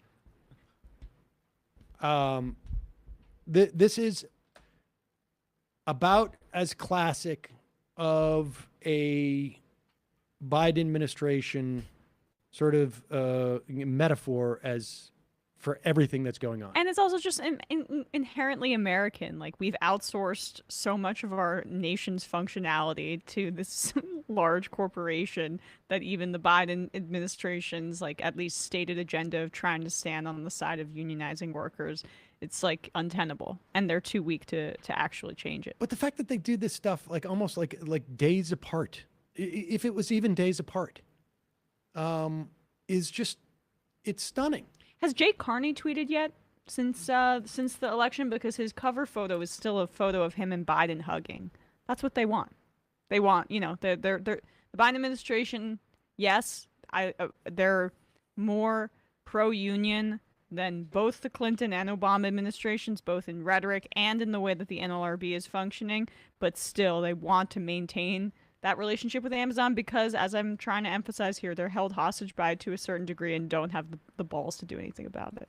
It's like neoliberalism. These are the consequences. I just changing topics here. I really wonder how anti-vaxxers hear the news story about the government now saying that you should not take the Johnson & Johnson vaccine unless you are incapable for whatever reason of taking either the Moderna or the Pfizer.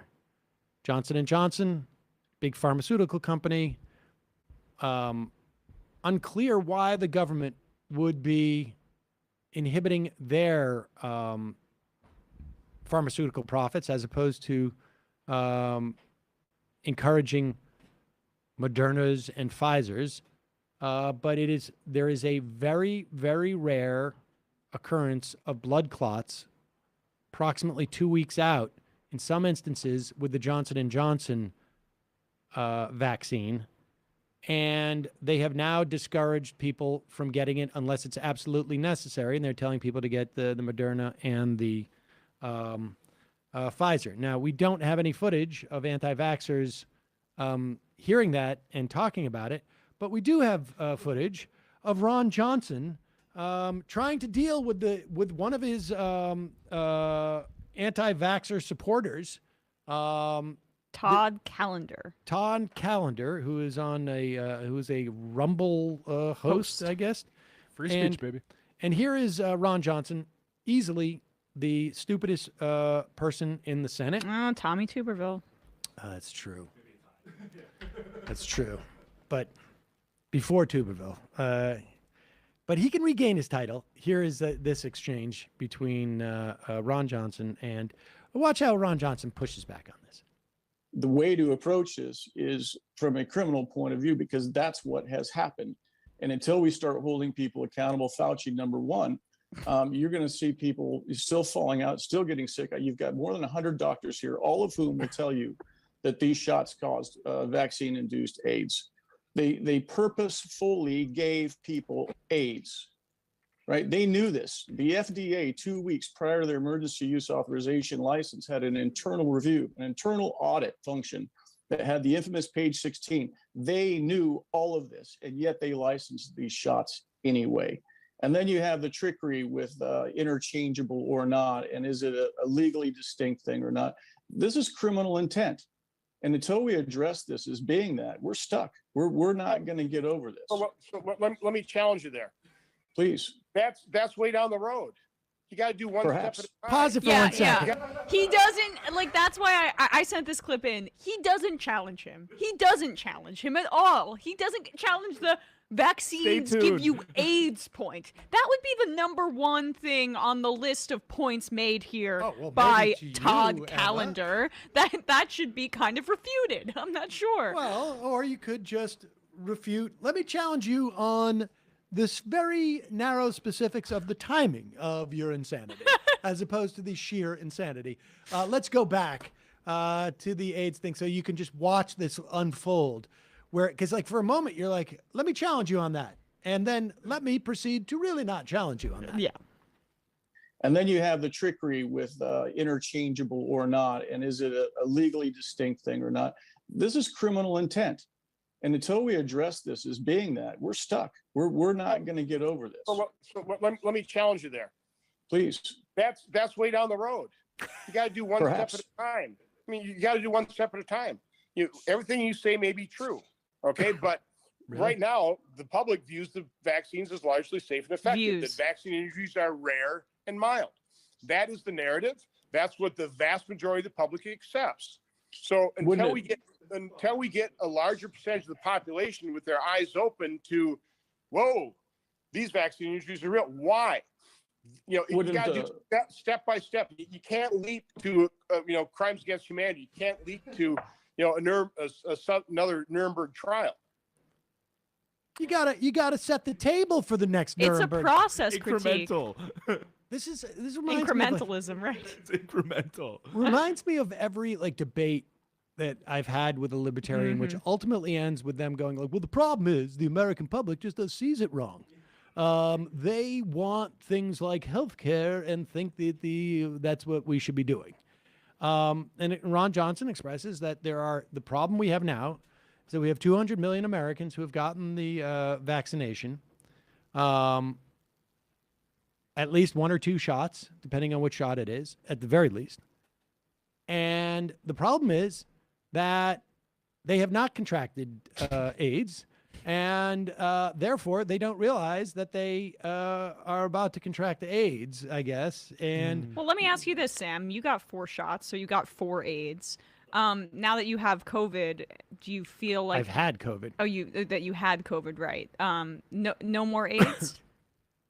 The COVID overcame the AIDS. Yeah, good. Is that what you're saying? I'm just happy to hear that. I don't know. The digital signal from the COVID feel digital at all? washes you of AIDS. But this is, I mean, I don't know if Ron Johnson's just so stupid that he believes this, but I mean, think about this is the way that he challenges him. He doesn't want to push back on it, actually. Wasn't it Ron Johnson who recently said the thing about how easy it is to buy committee seats or something like that? Was that him? No, that was Mo Brooks. Oh, Mo Brooks. Gosh, I get those guys confused. They look alike. Yeah. Yeah, well, nonetheless, this is like a good little political education for these lunatics. Like, you gotta not lead with the most the stuff that gets you the clicks in the conspiracy forums. You gotta slow walk people a little bit until you can lead them to where you want to go with the AIDS vaccines. They're not ready to take what's the pill that you take in the Matrix that enlightens you? The blue pill? Blue pilled. It's blue pill. Yeah, yeah. No, red pill. Red pill you get. Is like whatever. they're not ready to. They're not ready to see the light. You gotta lead them to it first. Yeah, you can't just start ground. From ground AIDS. Yeah, you can't start from just like a full stop to going right to the Nuremberg trials. But that's where we should be going. We should ultimately be at the Nuremberg trials, and everybody who was vaccinated should be at a Nuremberg trials. As a million deaths, as we pass 1 million deaths, and I assume those counts are more conservative than the excess deaths totals that I think have had us pass 1 million deaths earlier than this. But the real problem is people are getting AIDS from the vaccines, apparently, according to a guy talking to a Republican congressman. I mean, shouldn't they be a little more sympathetic to the vaccinated and the people who are masking or people taking COVID seriously because they're the ones that got duped? And now they have AIDS, apparently. A little sympathy, right? Here's a wonderful moment from Fox's Greg Gutfeld. In anticipation of Donald Trump running again, it is time to revise some of the most obvious things about Donald Trump.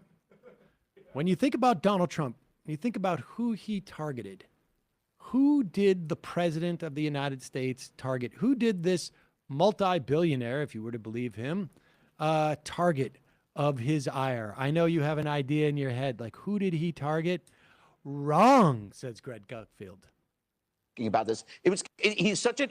It's actually not. You don't get mad about it. You kind of get sad, because he's an empty vessel, which is why he repeated that slogan. It was like the software was put in, right? They put the MAGA software in, and it just sputtered and came to life, and he got stuck. MAGA, MAGA, MAGA. Anyway, but this is the latest example of a commoner smear. You know, whatever you think about Trump, right, being mean, prone to ridicule or whatever, he always punched up.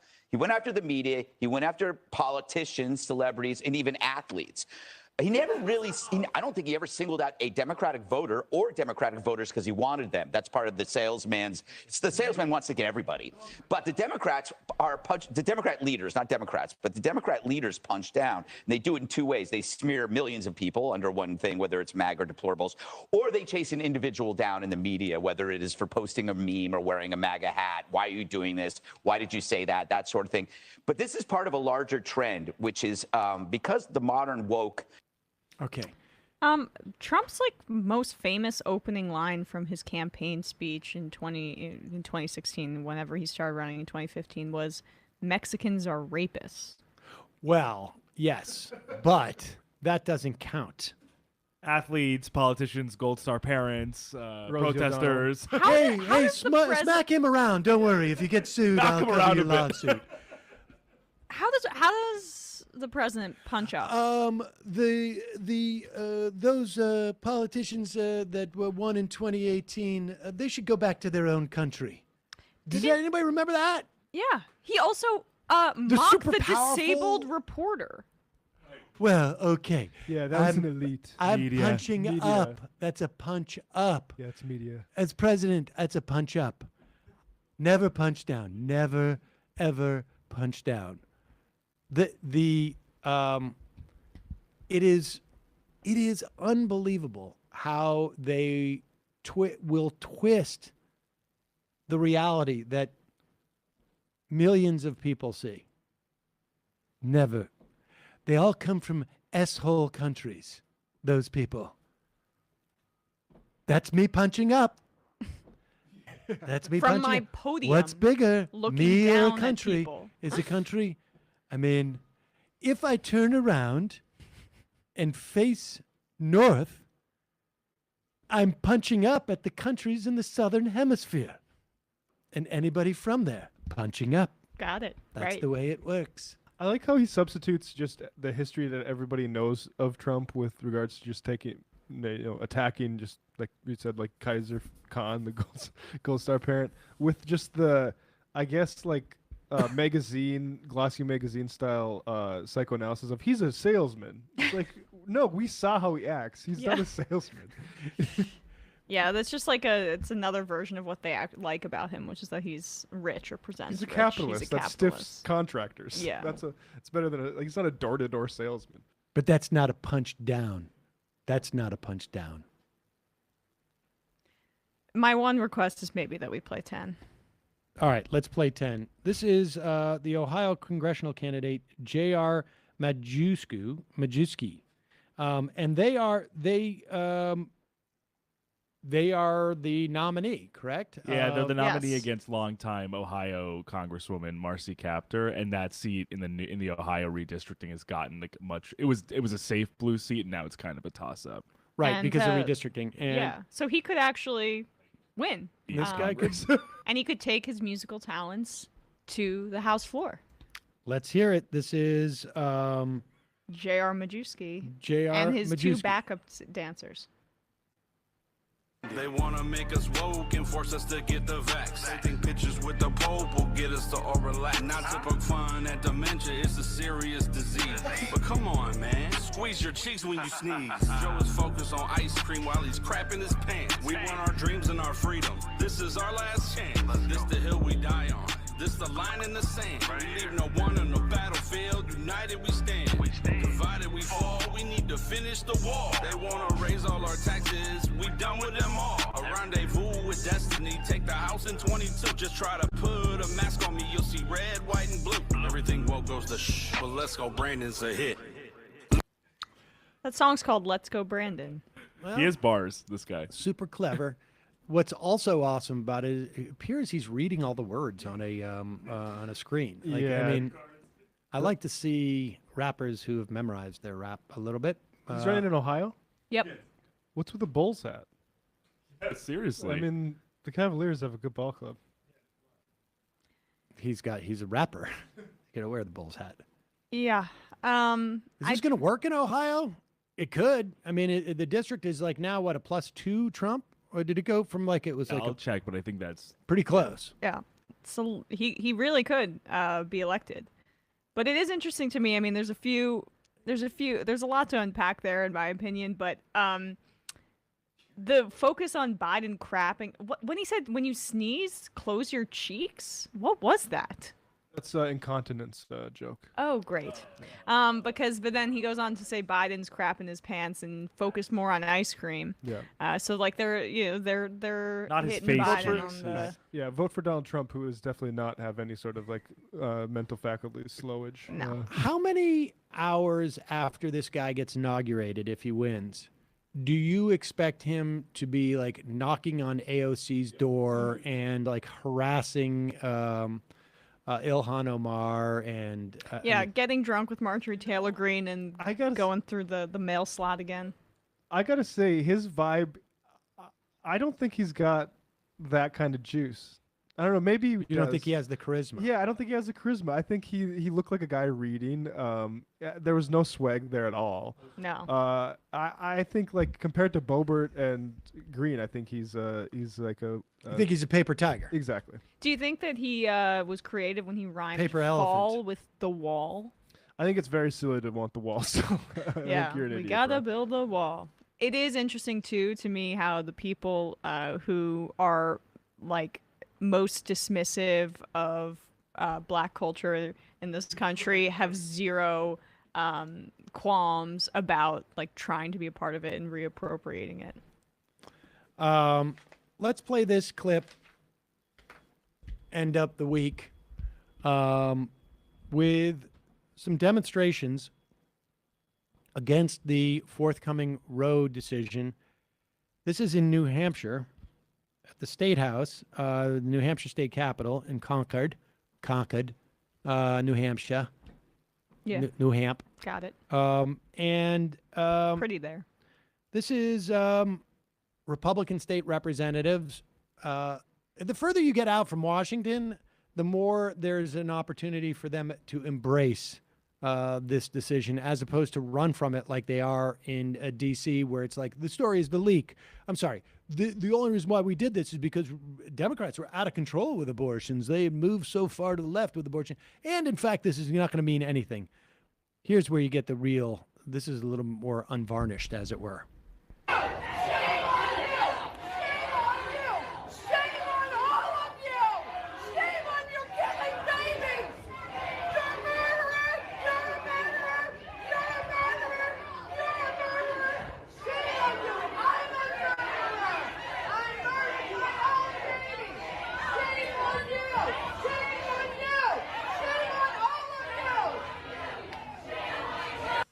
Yep.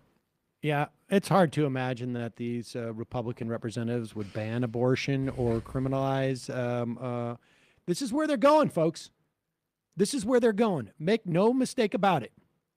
And just for some context on that woman, that's State Representative Susan DeLemus, and the reason she pointed at herself and said, "I'm a murderer," is that part of like her political awakening in the 80s was she had an abortion and felt immense like guilt, and so now she's saying, you know, I'm also a murderer. I murdered my baby. Like, you should be ashamed of yourselves. Yeah. How about she walk herself down to the county courthouse? Yeah. Turn yourself in. And turn herself in. Instead Honestly. of just like exploding all of your own personal trauma and unworked through issues onto the rest of society, and also in trying to codify it in legislation. Like, go to therapy. Go to therapy. Yeah, it's just abortion Candace Owens. Yeah.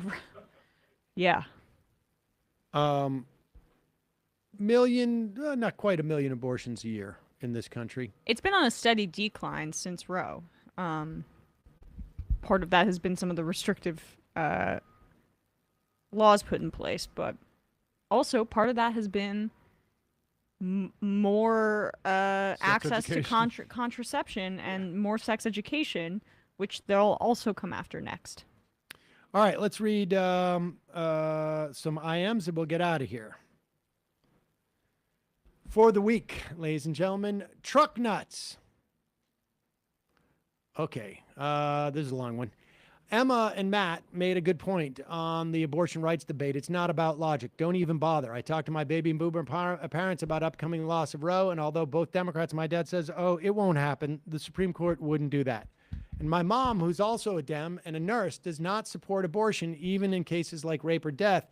It's pure selfishness and narcissistic stuff. She wants to be a mother still and cannot imagine a woman ever not wanting a child. And my lovely dad is naive. Well, I mean, that is one of the things that I think, you know, the leak would purport to do. I don't think it's going to be effective necessarily in this way. And that is going to be the shock that so many people, I definitely think that, you know, former Senator Russ Feingold thought like they're not going to do it. And I don't know. I don't know if it's because I spent a lot of time listening to right-wing talk radio, and my estimation of Republicans is lower than your average person. And I would also say significantly more accurate. But they're going to do it. And I mark my words, if they get all three branches of government on a federal level, they will pass a federal ban. And mark these words. The Supreme Court will allow it. They always said we sent it back to the people. What difference does it make? We send it back to the states, we send it back to the federal government. It's to the people. Meaning you think that they will get rid of the filibuster to do so? I don't know if they will get rid of the filibuster to do so. It remains to be seen about that. Because we were reading an article yesterday on whether the Democrats will carve out a filibuster exception, which they won't. But well, Joe theoretically, Manchin if they did, but they're all saying that they're afraid that then they would just use it to ban it federally if they got into power. Joe Manchin is also anti-abortion. So what would need to happen is Susan Collins would need to come out and say, I will vote with the Democrats if they get rid of the filibuster. And what will not happen is that Susan Collins will come out and say, I will vote for the Democrats, with the Democrats on the filibuster. Yep. Tojo's bald head. I watched Alien and Commando when I was like 5. Can I get a shofar? It's my birthday. Sure.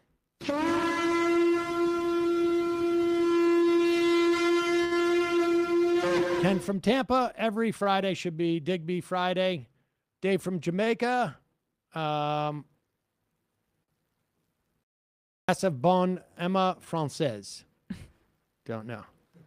Not to be mean to the guests, but I can see how the right wing rolled them. Their fundamental refusal to accept what conservatism is and their goals. I was just sort of, frankly, shocked and surprised by Russ Feingold's perception that, like, you know, the Republican Party is different than what it is. This is the Republican Party. It's perfectly accurate to say Democrats were the party of the Klan. That was 70 years ago. At least. The bottom line is, it is 2022. The Republican Party that was anything other than what it is today is dead and gone.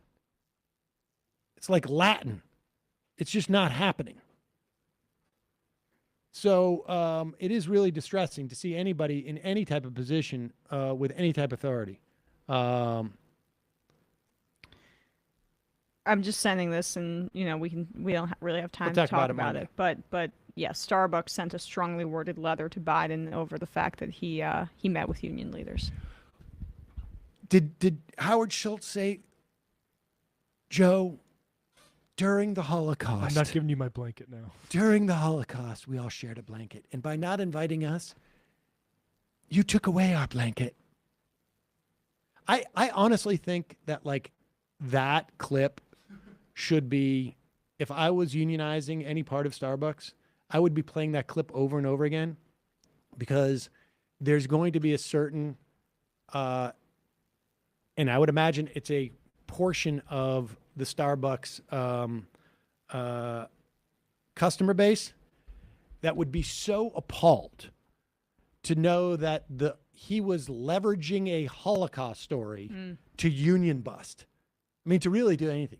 Like, listen, during the Holocaust, one of the things that people did is they got together and they made sure that all of the milk dispensers were full. That's why I'm telling you today, we've got to do that here at Starbucks too. Just imagine. A square. MR, what a week. Sam, if Dems can't get it together, this sine qua non will become ne plus ultra. Emma, good chat with Cisneros. So depressing the Dems still endorsing Cuellar, especially in light of the SCOTUS draft. Yeah. The convo about Dunn this week. Another Obama architect reminds me of all these features, not bugs, in our institutions now. I'm big on harm reduction, but I don't know how we can survive this current Dem party. My mom had to get my father to agree to her tubal ligation, sign off on her credit cards, and she and her daughters lived through so many chattel restraints. To avoid despair, I went out to a protest this week. By the way, thanks, Chris Small. Sam Locke Holmes. Hey, Sam, have been a long-time watcher of the show and finally installed the app to send messages. How is your investigation going? Did you find out who leaked the draft? Looks like the Republicans are taking a leaf out of your book and making it the narrative to double down on. Thank you for what you did.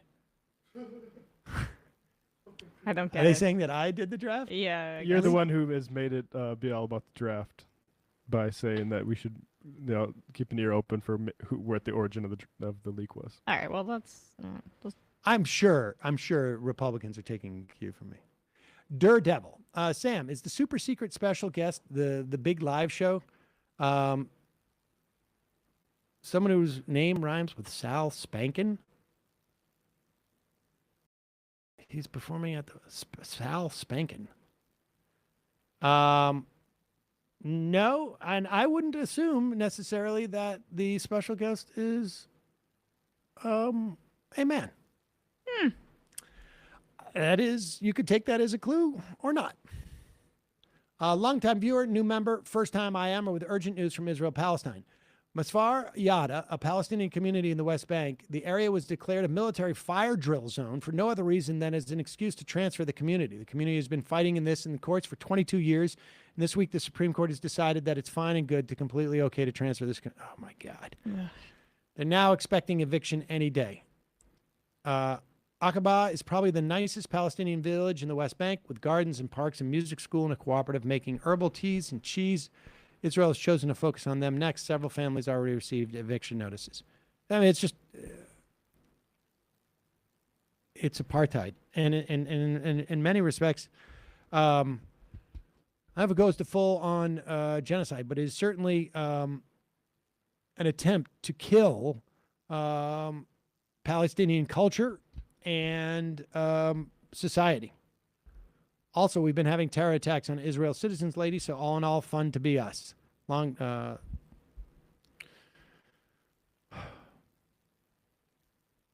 King of all IMers. It's been about 10 days since I deactivated my Twitter accounts due to the impending Elon Musk takeover, and I'm having withdrawals. Could one of the millennials on your staff please call me a cringy lib? I'd feel much better. You're a cringy lib.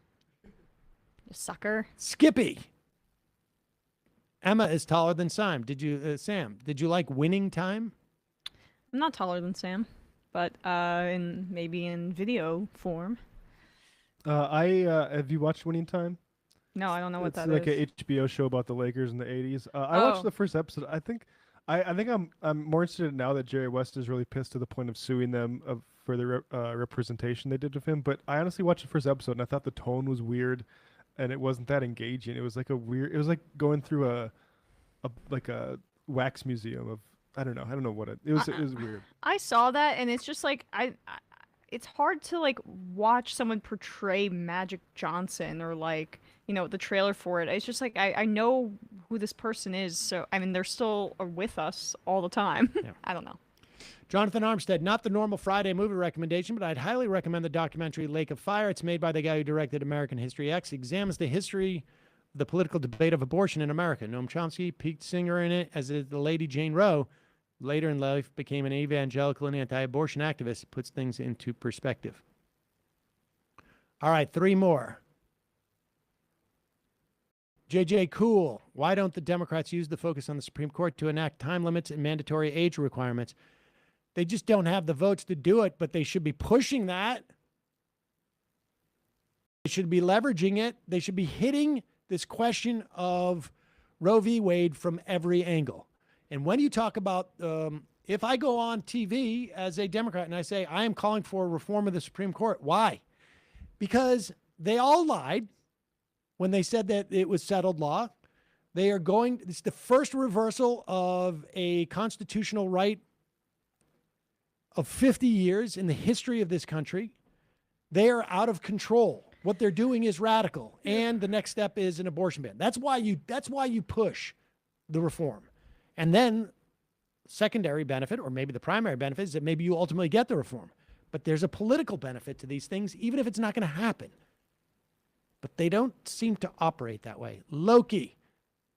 My family was stationed in Germany when I was in high school, so my American history class included a field trip to the Dachau concentration camp outside of Munich. They had been a 20-minute documentary of footage from the liberation of the camp, profoundly moving. I thought it was important enough that when my wife and I went to Europe a few years ago, I made sure we made a stop there. Yeah, I went to that. I went to Dachau. It's the only camp I had been to. Michael from Bavaria. Since when do Republicans care about AIDS? Good point. Mark Monkey. I keep doing this too late, but I'm hopefully get you in time. Thanks again for all your support for our campaign. She's back to work. He's speaking about his wife, though we got news that this isn't good that we can't yet divulge. We're about 1,400 shy of the goal, and we have to make 2 weeks with very little money due to her being out, and most of what she got was sucked up through bills, and hopefully we can hit that goal. Sam, I sent you a personal thank you. Hope you saw it. I didn't, but I appreciate it. Thanks again, and left is best. Folks, if you can help out, longtime listener Mark Monkey, do we have a link to the GoFundMe? We'll put it in today's podcast description. You can check it out there, and please do. All right, 2 more. Extra s'mores.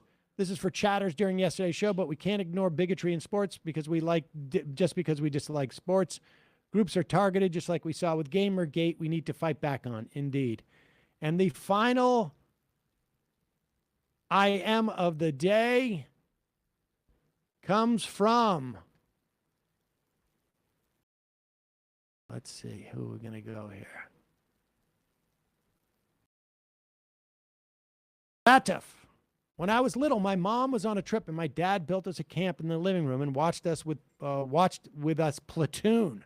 I was 8 and my brother was 5 at the time. Wow, that is nuts. All right. Matt, Bradley, Emma, great job this week. Folks, see you on Monday. It might take all the strength I got to get to where I want, but I know somehow I'm gonna get there. I wasn't looking when I just got caught between the truth and the lie bar. But finding out won't make me feel any better. Yeah, I know the clock is ticking, but the meds are gonna kick in, and my pilot light shining bright. I get somewhere the choice is made for the option where you don't get paid.